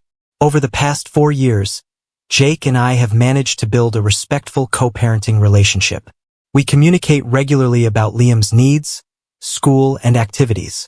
We've attended parent-teacher conferences together and cheered side by side at Liam's t-ball games. It hasn't always been smooth sailing, but we've always tried to present a united front for Liam's sake. This brings us to the present situation. Liam's 7th birthday was approaching, and as usual, Jake and I started planning the party together. Liam had recently developed a fascination with animals, so I suggested having the party at a small local zoo. Jake loved the idea, and we began making arrangements. 2 weeks before the party, Jake called me. He sounded hesitant, which immediately put me on edge. He said he wanted to bring his new girlfriend, Megan, 25F, to the party. I was surprised. I knew Jake had started dating recently, but I had no idea it was serious enough for her to attend family events. I told Jake I wasn't comfortable with Megan coming to the party. This was supposed to be about Liam, and I didn't want to introduce a new person into the mix, especially on his special day. Jake got upset, saying Megan was important to him and that she wanted to meet Liam. He argued that since they'd been dating for a few months, it was time for her to be involved in this part of his life. I stood my ground, reminding him that this was our son's special day, not a meet-the-family event. I explained that I was concerned about how it might affect Liam. We've always been careful about maintaining stability in his life, and introducing a new person at a big event like his birthday party seemed like a lot for a 6-year-old to process. Jake accused me of being jealous and said I was using Liam to control his life. His words hurt. I've never interfered in his personal life before. In fact, I encouraged him to date after our breakup, knowing he was lonely. I even offered to be flexible with our custody schedule to accommodate his dating life. I explained to Jake that I wasn't trying to control him, but I wanted to maintain the family dynamic we had established for Liam's birthdays. I suggested that he could introduce Megan to Liam another time in a more low-key setting. Maybe they could meet at the park or over ice cream, where Liam would feel comfortable and not overwhelmed. Jake reluctantly agreed but was clearly unhappy about it.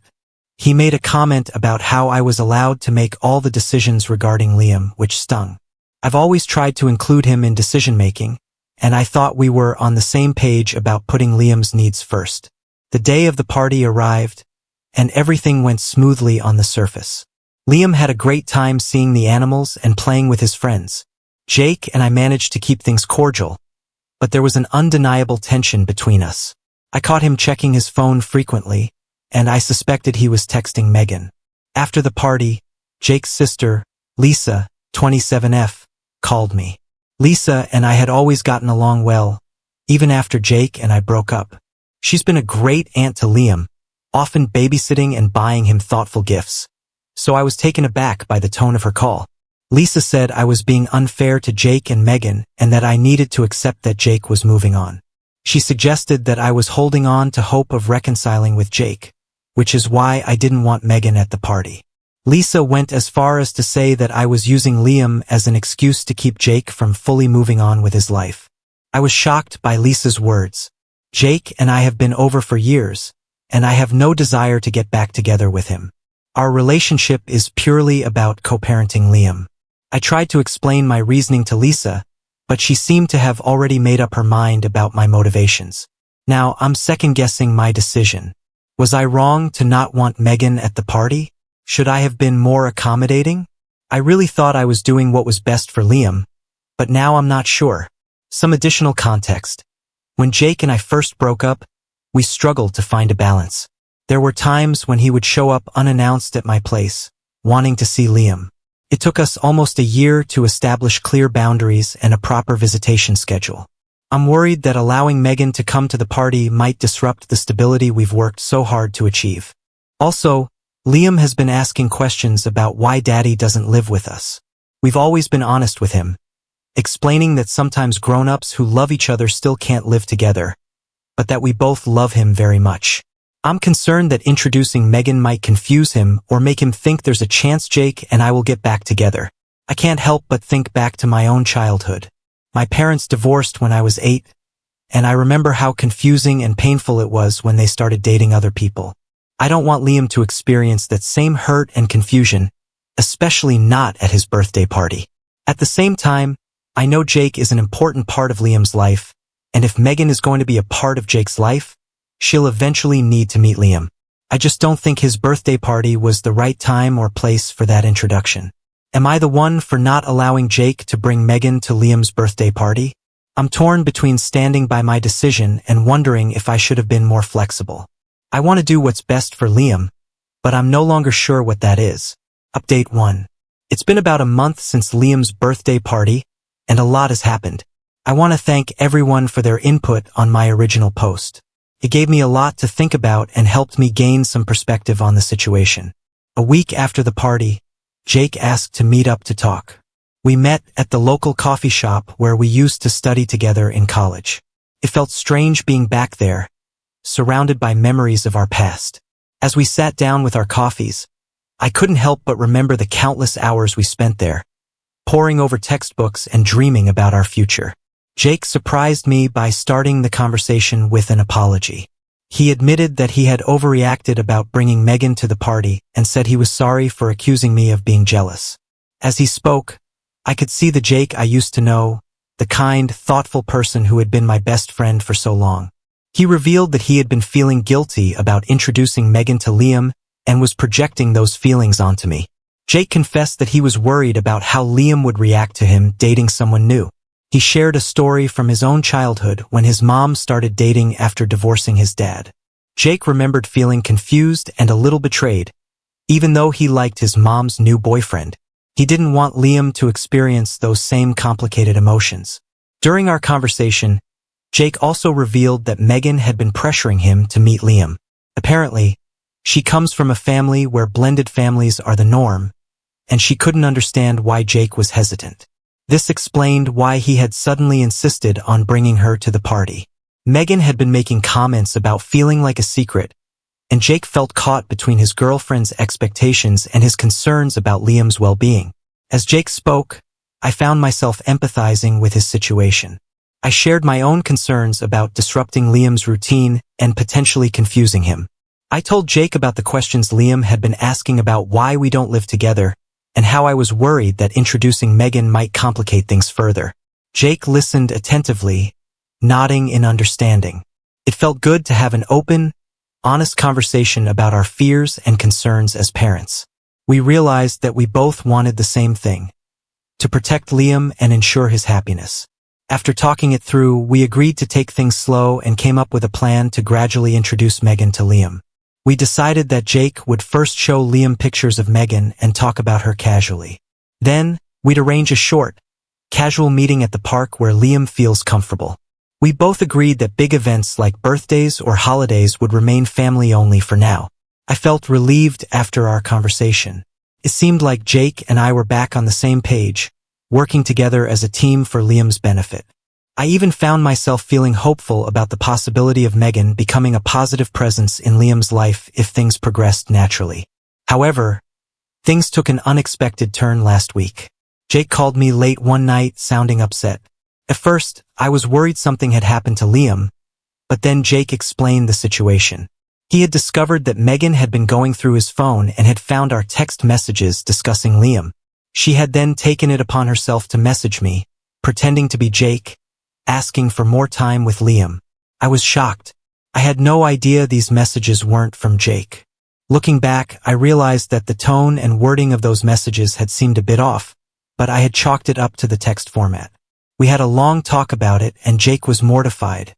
He apologized profusely and assured me he had no idea Megan had done this. This incident brought back memories of the early days of our co-parenting relationship when boundaries were blurry, and we were still learning to trust each other. It made me realize how far we've come and how important it is to maintain the trust and respect we've built. Jake shared more details about his relationship with Megan.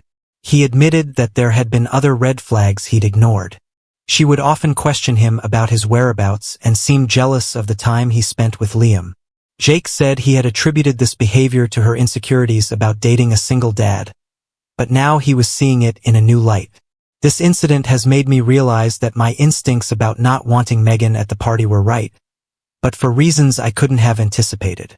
Jake is now reconsidering his relationship with Megan, realizing that her behavior is a major red flag. I feel vindicated in my decision to keep Liam's birthday party just for family, but I'm also sad for Jake. He seemed genuinely excited about Megan, and now he's dealing with this betrayal. I remember how hard it was for him to open up to the idea of dating again after our breakup, and I hate to see him hurt like this. Jake and I have agreed to be extra vigilant about our communication regarding Liam going forward. We're looking into co-parenting apps that offer secure messaging to prevent any future incidents like this. It feels like we're entering a new phase of our co-parenting relationship, one where we're not just focused on Liam's immediate needs, but also on protecting our family unit from outside influences that might disrupt the stability we've worked so hard to create. As for Lisa, Jake spoke to her and explained the situation.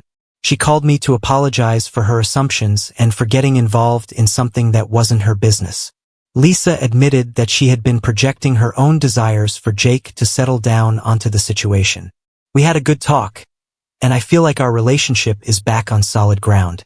Liam remains blissfully unaware of all this drama, which is exactly what Jake and I wanted.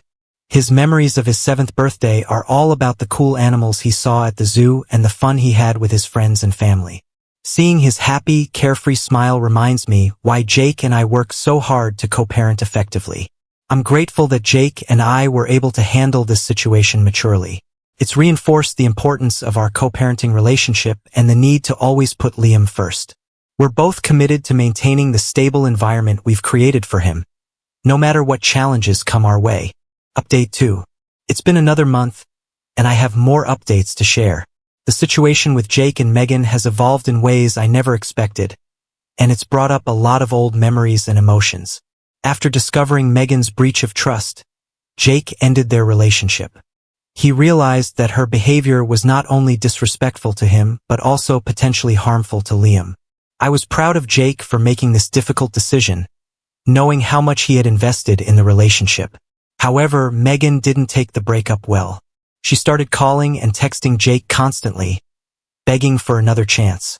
When Jake blocked her number, she began showing up at his workplace. It got so bad that Jake had to involve his HR department. Seeing Jake go through this brought back memories of a similar situation I had in college where an ex-boyfriend couldn't accept our breakup. I remember how scared and stressed I felt, and my heart went out to Jake. Things escalated when Megan showed up at my house one afternoon. I was in the middle of folding laundry when I heard insistent knocking at the door. When I opened it, I was shocked to see Megan standing there, looking disheveled and emotional. Luckily, Liam was at a playdate, so he wasn't there to witness it. Megan started accusing me of ruining her relationship with Jake. She claimed that if I had just let her come to Liam's birthday party, none of this would have happened. As she spoke, I could smell alcohol on her breath, which made the situation even more concerning. I tried to remain calm, drawing on the conflict resolution skills I'd learned in my job as a teacher. I asked Megan to leave, explaining that this wasn't the appropriate way to handle the situation. She refused, becoming more agitated. I felt a mix of fear and anger. Fear for my safety and Liam's, and anger that this woman thought she had the right to come to my home and make demands.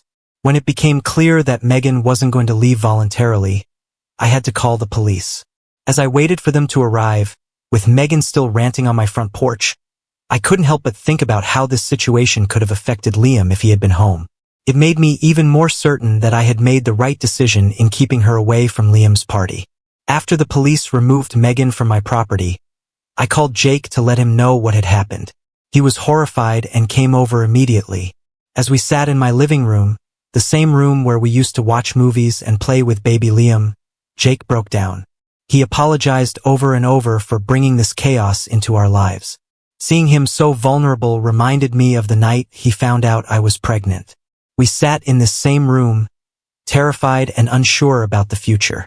Just like then, I found myself comforting him, assuring him that we would get through this together.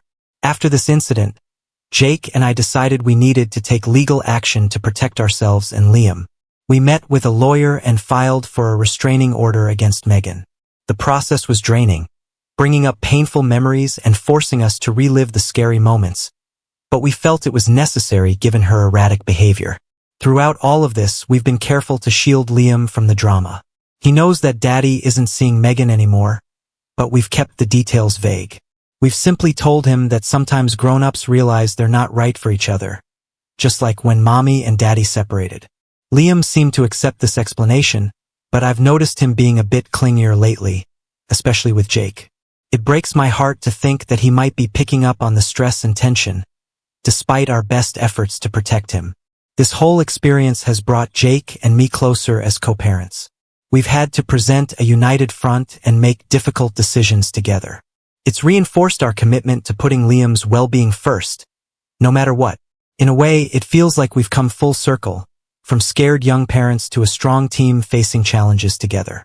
We've also had some honest conversations about introducing new partners to Liam in the future. We've agreed that we'll wait until a relationship is stable and serious before even considering introductions, and we'll always discuss it with each other first and make decisions together. It's a delicate balance, but we're committed to finding a way to move forward with our lives while still prioritizing Liam's needs. I'm grateful for the support of my family and friends through this challenging time. My mom has been a rock, offering childcare when we needed to meet with lawyers and lending a sympathetic ear when I needed to vent. My best friend, Sarah, has been checking in regularly, making sure I'm taking care of myself amidst all the stress. I'm also thankful for Jake's maturity in handling this situation, despite the stress and embarrassment he must be feeling. He's remained focused on what's best for Liam. It's moments like these that remind me why we work so well as co-parents, even if we couldn't make it as a couple.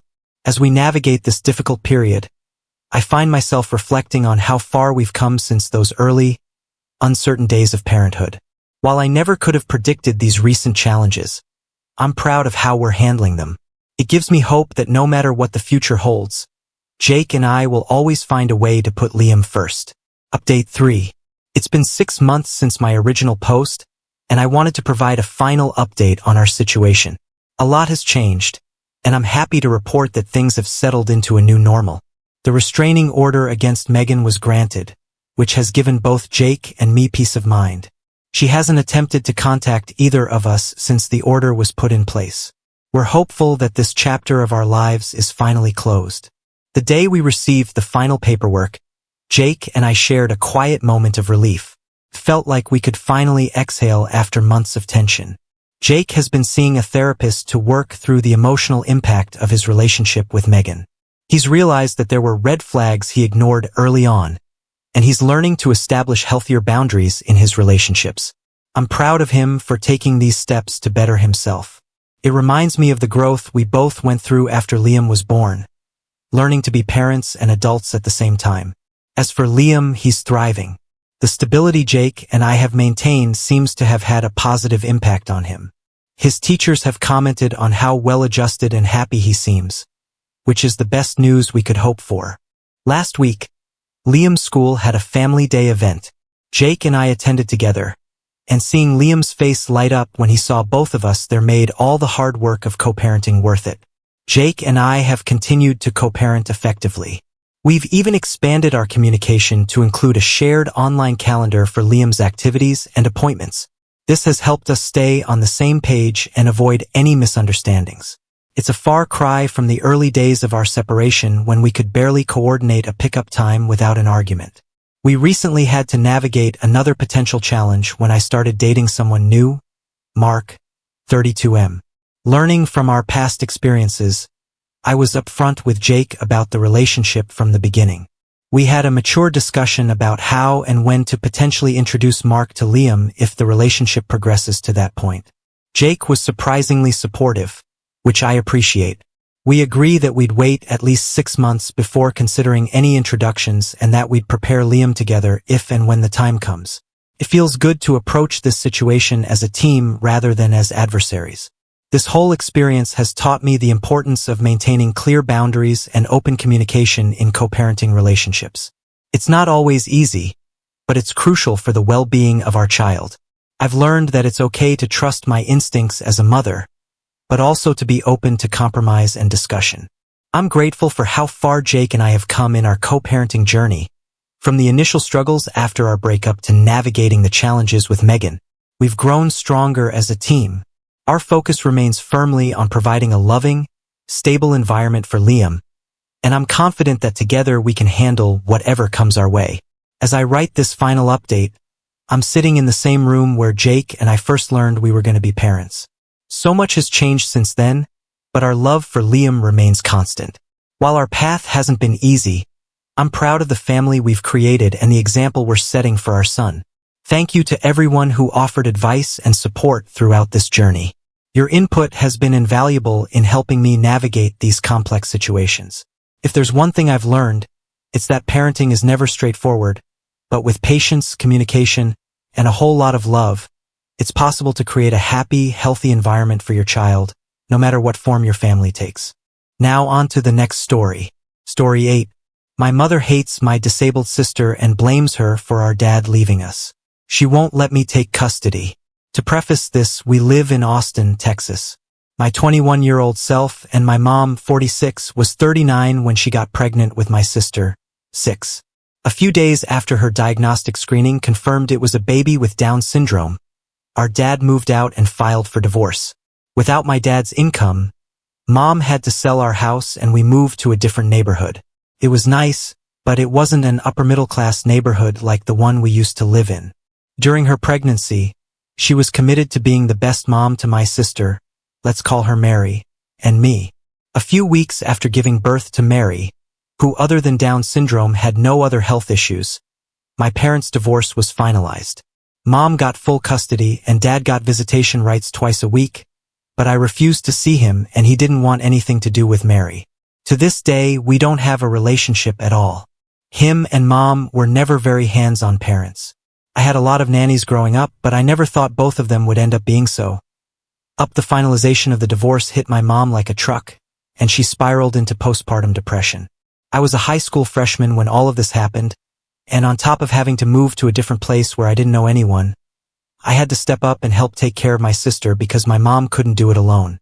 While I was at school, she would do the most basic things like give Mary the bottle and change her diaper, and then she would wait for me to come home and help with the chores and Mary. To help was to clean up the house a bit, take care of Mary for the rest of the day, nap time, playtime, sensory time, physical therapy at home, following the activity spreadsheet her physical therapist gave us, changing her diapers, feeding her for the rest of the day and night, bathing her and putting her down to sleep. Order dinner because neither one of us was a great cook, and also find time to study and do schoolwork. Even though my mom had 10 weeks of paid maternity leave, she decided to go back to work when Mary was 8 weeks old. She did find the best daycare for her, and I was honestly relieved knowing that Mary would be properly cared for while I was at school. My mom started to get better once she was back to work, but she still didn't care that much about Mary, so I called her sister, my aunt, and told her everything. She offered to find my mom a good therapist and pay for it, and my mom agreed and she started therapy. Something I feel is important to mention about my aunt. She married into a wealthy family and lives in Georgia. She has 3 daughters and a son, aged 16, 20, 23, and 25, and she's very conservative. While she's never openly talked about Mary having Down syndrome, it's visible that she's bothered by it. She's especially bothered by the fact that my mom lost a good marriage and a good home because of Mary. She never calls for Mary's birthday, but she does wire me $200 to get her a present every single year. It's basically pity money to acknowledge that Mary exists. And that's it. I'm waiting for the day I'm financially stable enough to give her back all the birthday money she sent us over the years.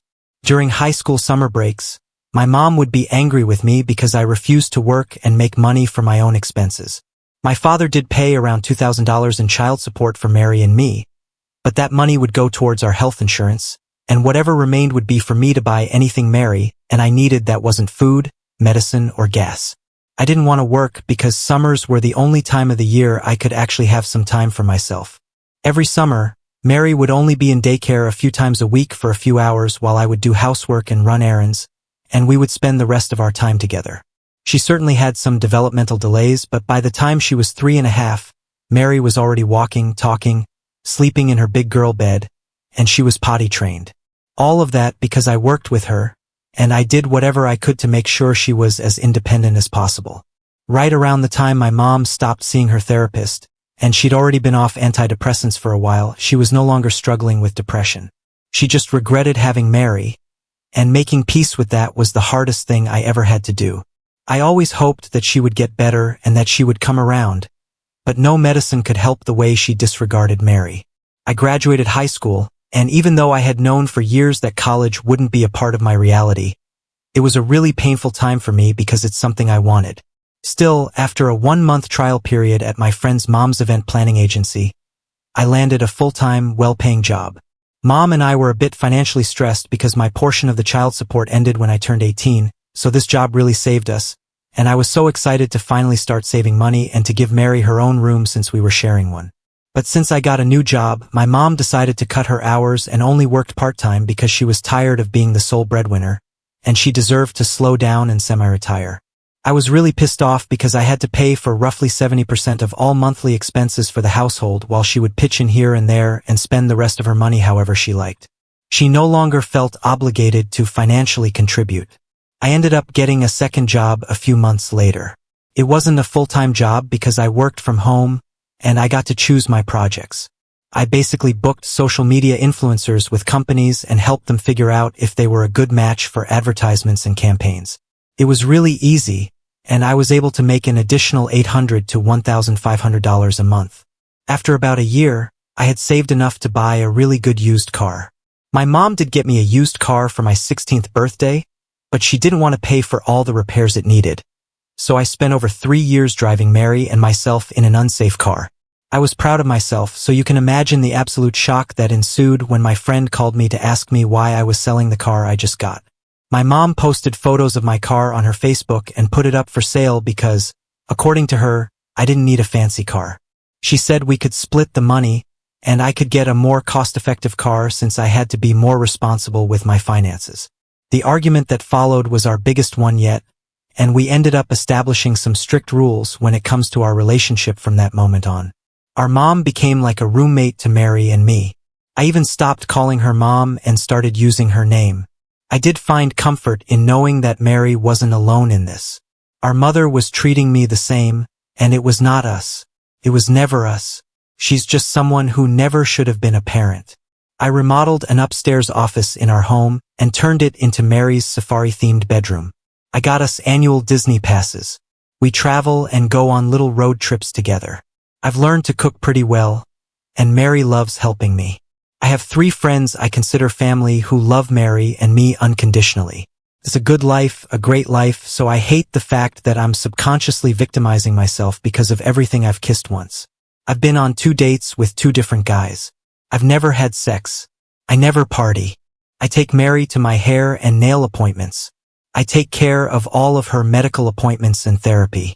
I know every nursery rhyme and toy unboxing video to ever have existed on YouTube.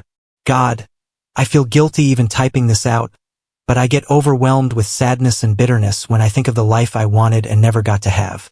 I'm like a 50-year-old trapped in a 21-year-old girl's body, and it hurts even more when I hear how my mother compares me to my 20-year-old cousin who moved to Austin for college.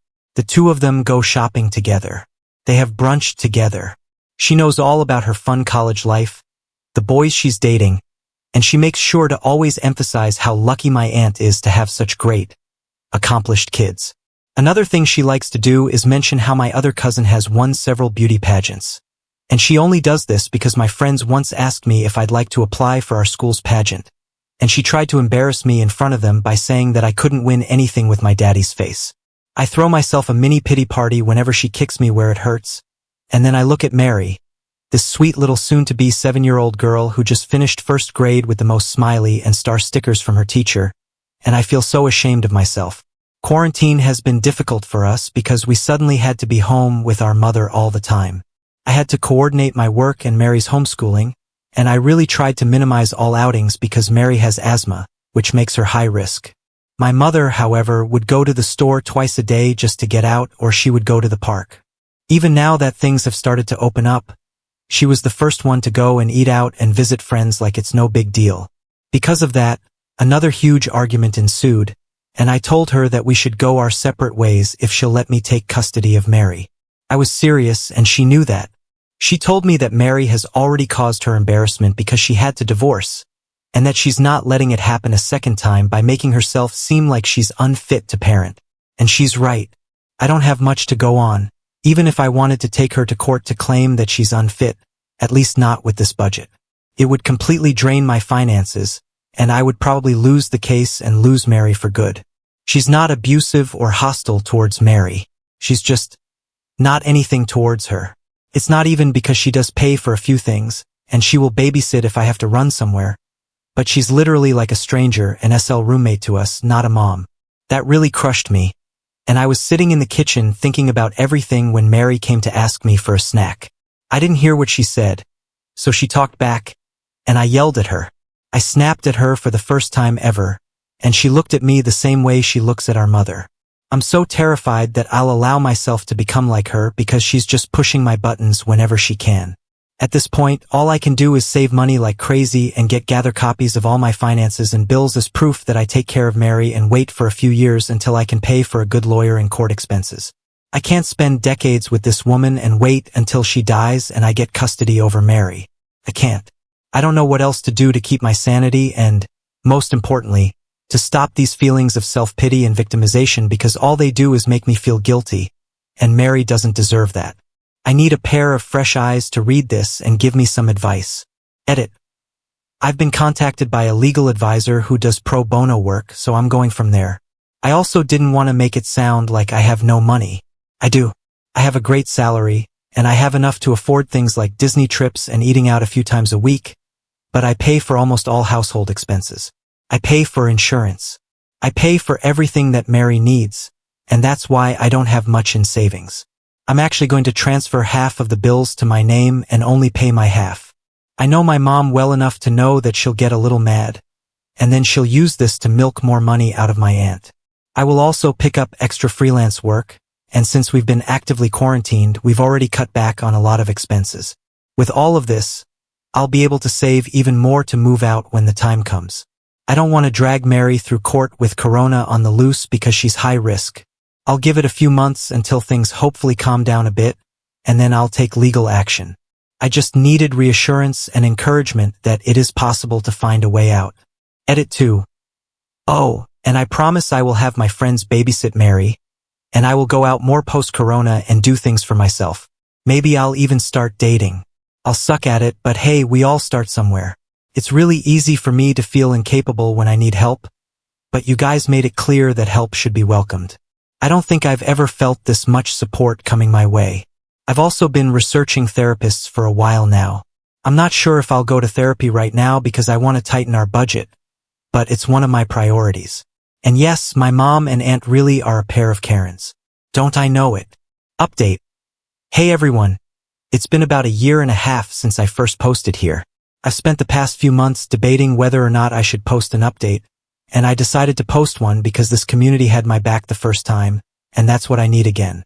I need words of encouragement and support to help me get through my first Christmas without Mary. Last year, after posting here, I got in touch with a few kind individuals who helped me get free legal counseling. At the counseling, the attorney I was talking to thought it would be best to comb through my own life, fix whatever had to be fixed, and then proceed to legally petition for guardianship over Mary. He didn't think I had much to go on because, as I wrote earlier, my mom wasn't completely neglectful. She wasn't abusive, and she wasn't unfit to parent. She just had no problem dumping almost everything on me and using my love for Mary to manipulate me into not leaving. But he also thought that even though it was probably going to be messy, I could win.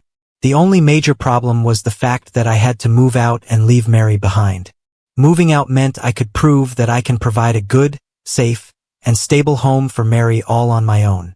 So at the end of July 2020, I did the hardest thing I'd ever done, and I moved out of our family home and into a 2-bedroom apartment. 1 bedroom for me and 1 bedroom for hopefully Mary.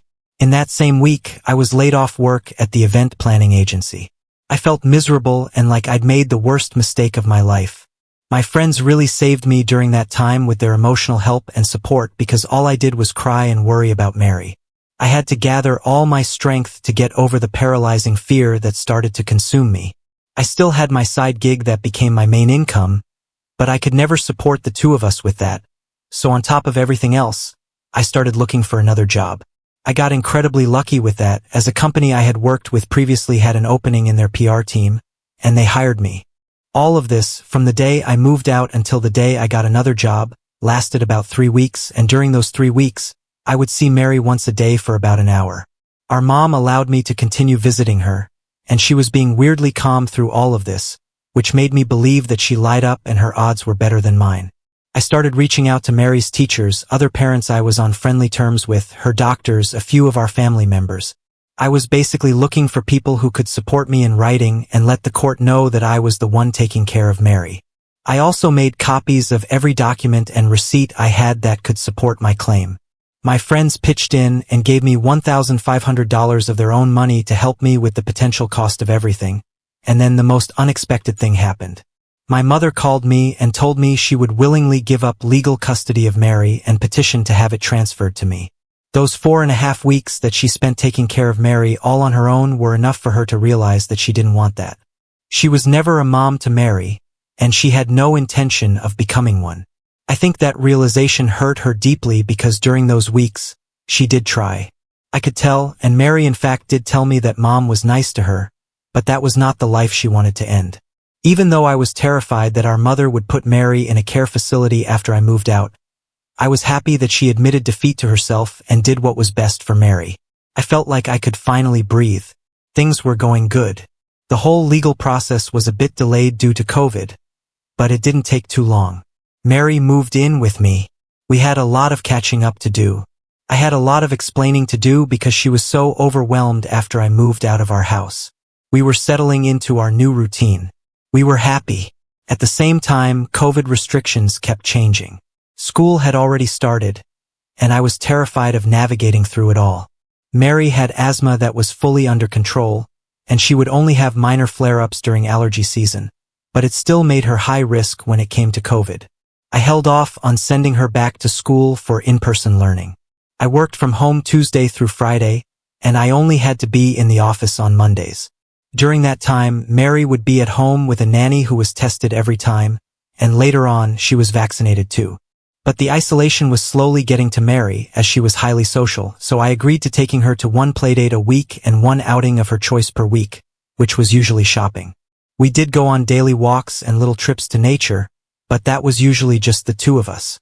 Sometimes, one of my friends who were also COVID safe would join us. None of it was enough, or should I say, all of it was too much. None of the precautions were enough, and all of the little outings I decided to make possible for her were too much. I lost Mary to COVID in February of this year. One morning, she woke up with a fever, and I knew her symptoms developed rapidly.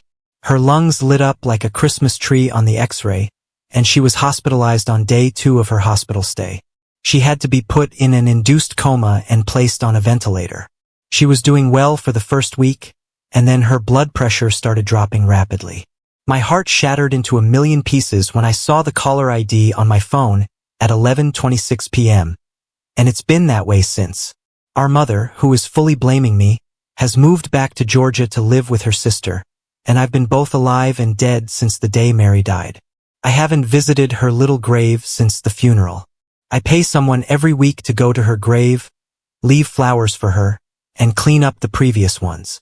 Sometimes, I go to the graveyard multiple times a week, and I just stand by the fence without moving forward. I'm angry and miserable and numb and heartbroken all at the same time. I've distanced myself from all of my friends who are still not giving up on me, but I can't bring myself to accept their help. I feel undeserving of it.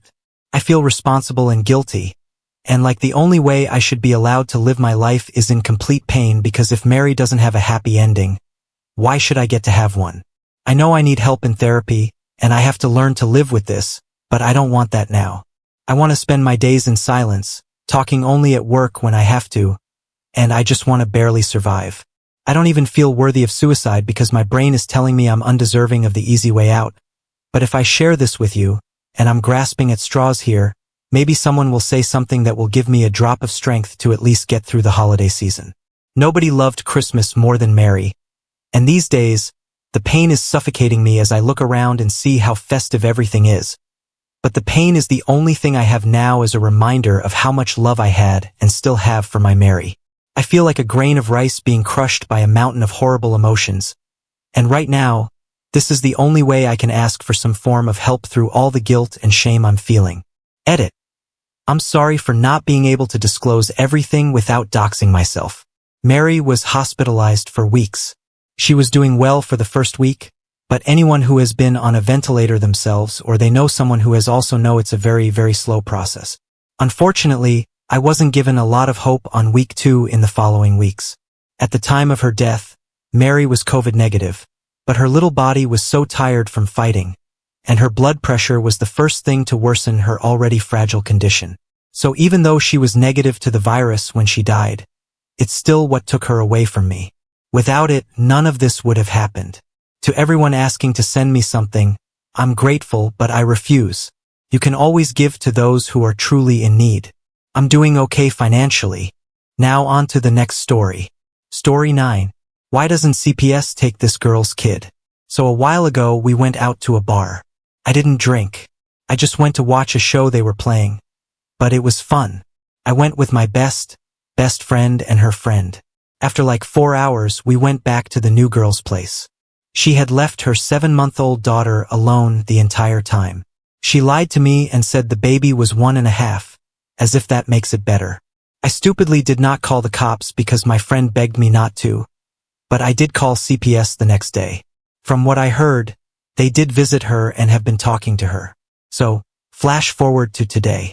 My friend comes to visit me and brings that girl since I've been feeling a bit unwell. Well, on the way, after finding out they're visiting me, she has my friend turn the car around and goes to pick up her daughter ASAP after hearing it was me they were going to visit. So, she'd left her alone again and only went to go get her because she was probably scared I'd call the cops. My friend called to tell me this after and to say she's not going to be friends with the girl anymore. But while they were actually here, in my opinion, that baby is too thin and small for her age. Her diaper was immensely full, and she had a bad rash. I changed her because her mom was too busy with my wine. Honest question. Why does this chick still have her kid after I already called? It's been a few weeks. If my mom brain isn't lying to me, I thought my baby was 6 weeks old a week ago. She's 8. Do I need to call CPS again? What do I say because whatever I said last time didn't work? Edit. I called like 30 minutes after they said they left. She indeed left the baby alone again and got a call from the cops. My friend refused to drive her back home. She had to Uber, so I'm not yet sure of what's happened. But this was an hour ago. I'm sure she'll talk to one of my friends in the AM and relay whatever happened. But it's probably not good for her. Hoping it's good news for the baby. The girl does have normal, loving family that don't talk to her that often because she's always drinking and doing wild things. So, if they do take the baby, I doubt she'll go to strangers. She just kept mentioning at one of the hangouts how her family is so judgy and doesn't know how to mind their business. Although I did offer to the cops to take in the baby if needed. Maybe a little nuts on my part. I have an 8-year-old, and I'm a single mom, but I'm a great mom, and she'd be well taken care of. I doubt that's how it works or that I'll be taken into consideration. But yeah, I've been up and thinking about this situation too. It stresses me out because I'm worried they won't do anything. I also informed them of the last time this happened and asked them to report the bad diaper rash. I'm sure that poor baby's diaper was extremely full when they found her. So I probably didn't even really need to mention it. I forgot to say here, but the day she left her alone that first time that I saw the baby had it all over herself. Mom still decided to pour people shots before trying to do anything. I truly regret only doing a CPS call that time. Lesson learned the hard way that if needs to be a police call. Update. So, my friend isn't the best at iterating things and gave me some unclear info, but I did get an update. The girl, Rachel, never called my friends to let them know what happened, but my closer friend contacted Rachel's sister and got some info. So, Rachel, the mom of the baby, got arrested for freaking out on the cops. I guess she pushed one of them. They had taken the baby, who was found screaming her head off. Rachel's sister said her parents are going to try to get custody of the baby. Not sure what's going to happen otherwise. If there's any significant update, I'll post something. My one friend is mad at me and the friendship is probably over, but my closer friend is not. I'm going to talk to her about how even though she's wary of CPS, I'm not okay with the fact that she didn't do anything to help the baby. I'm sort of emotionally over the friendship too. I feel like I got left with a lot of drama when I already have a ton on my plate. TMI, but I have rectal bleeding RN, and I'm waiting for an emergency appointment later today, so I didn't need to be left with this, and I feel like my friend should have done more. Don't get me wrong, I don't regret helping, but I needed them to be better people and step up when I need rest and healing. I have a baby that relies on me being healthy and alive. I do feel like Rachel loves her baby. I didn't mention it in the post, but she spoils her kid rotten with gifts, but then doesn't change or feed her consistently. I think there's some mental health issues at work, and it's probably better that her parents are going to try taking over. IDK how probable that is, but hopefully overall I'm happy the baby is going to be safer, but sad that she probably is already traumatized. I'm also going to listen to my therapist and try to choose my company more carefully. I do feel like there's a lot of drama in my life because I choose people who I want to help and that aren't stable or happy in their lives, and then I end up with friends that don't do anything about severe neglect or my very difficult baby daddy. This situation made me think a lot and made me very sad. I hope baby will be okay. Edit. I forgot to add, but my friend is mad at me because they'd gone to the New Year's Eve rave and did ecstasy and Molly, so they were scared to get into trouble. Not sure if they drug test in jail, but yeah, Rachel is also on drugs, so that poor baby is probably going with her grandparents. At least I really hope so.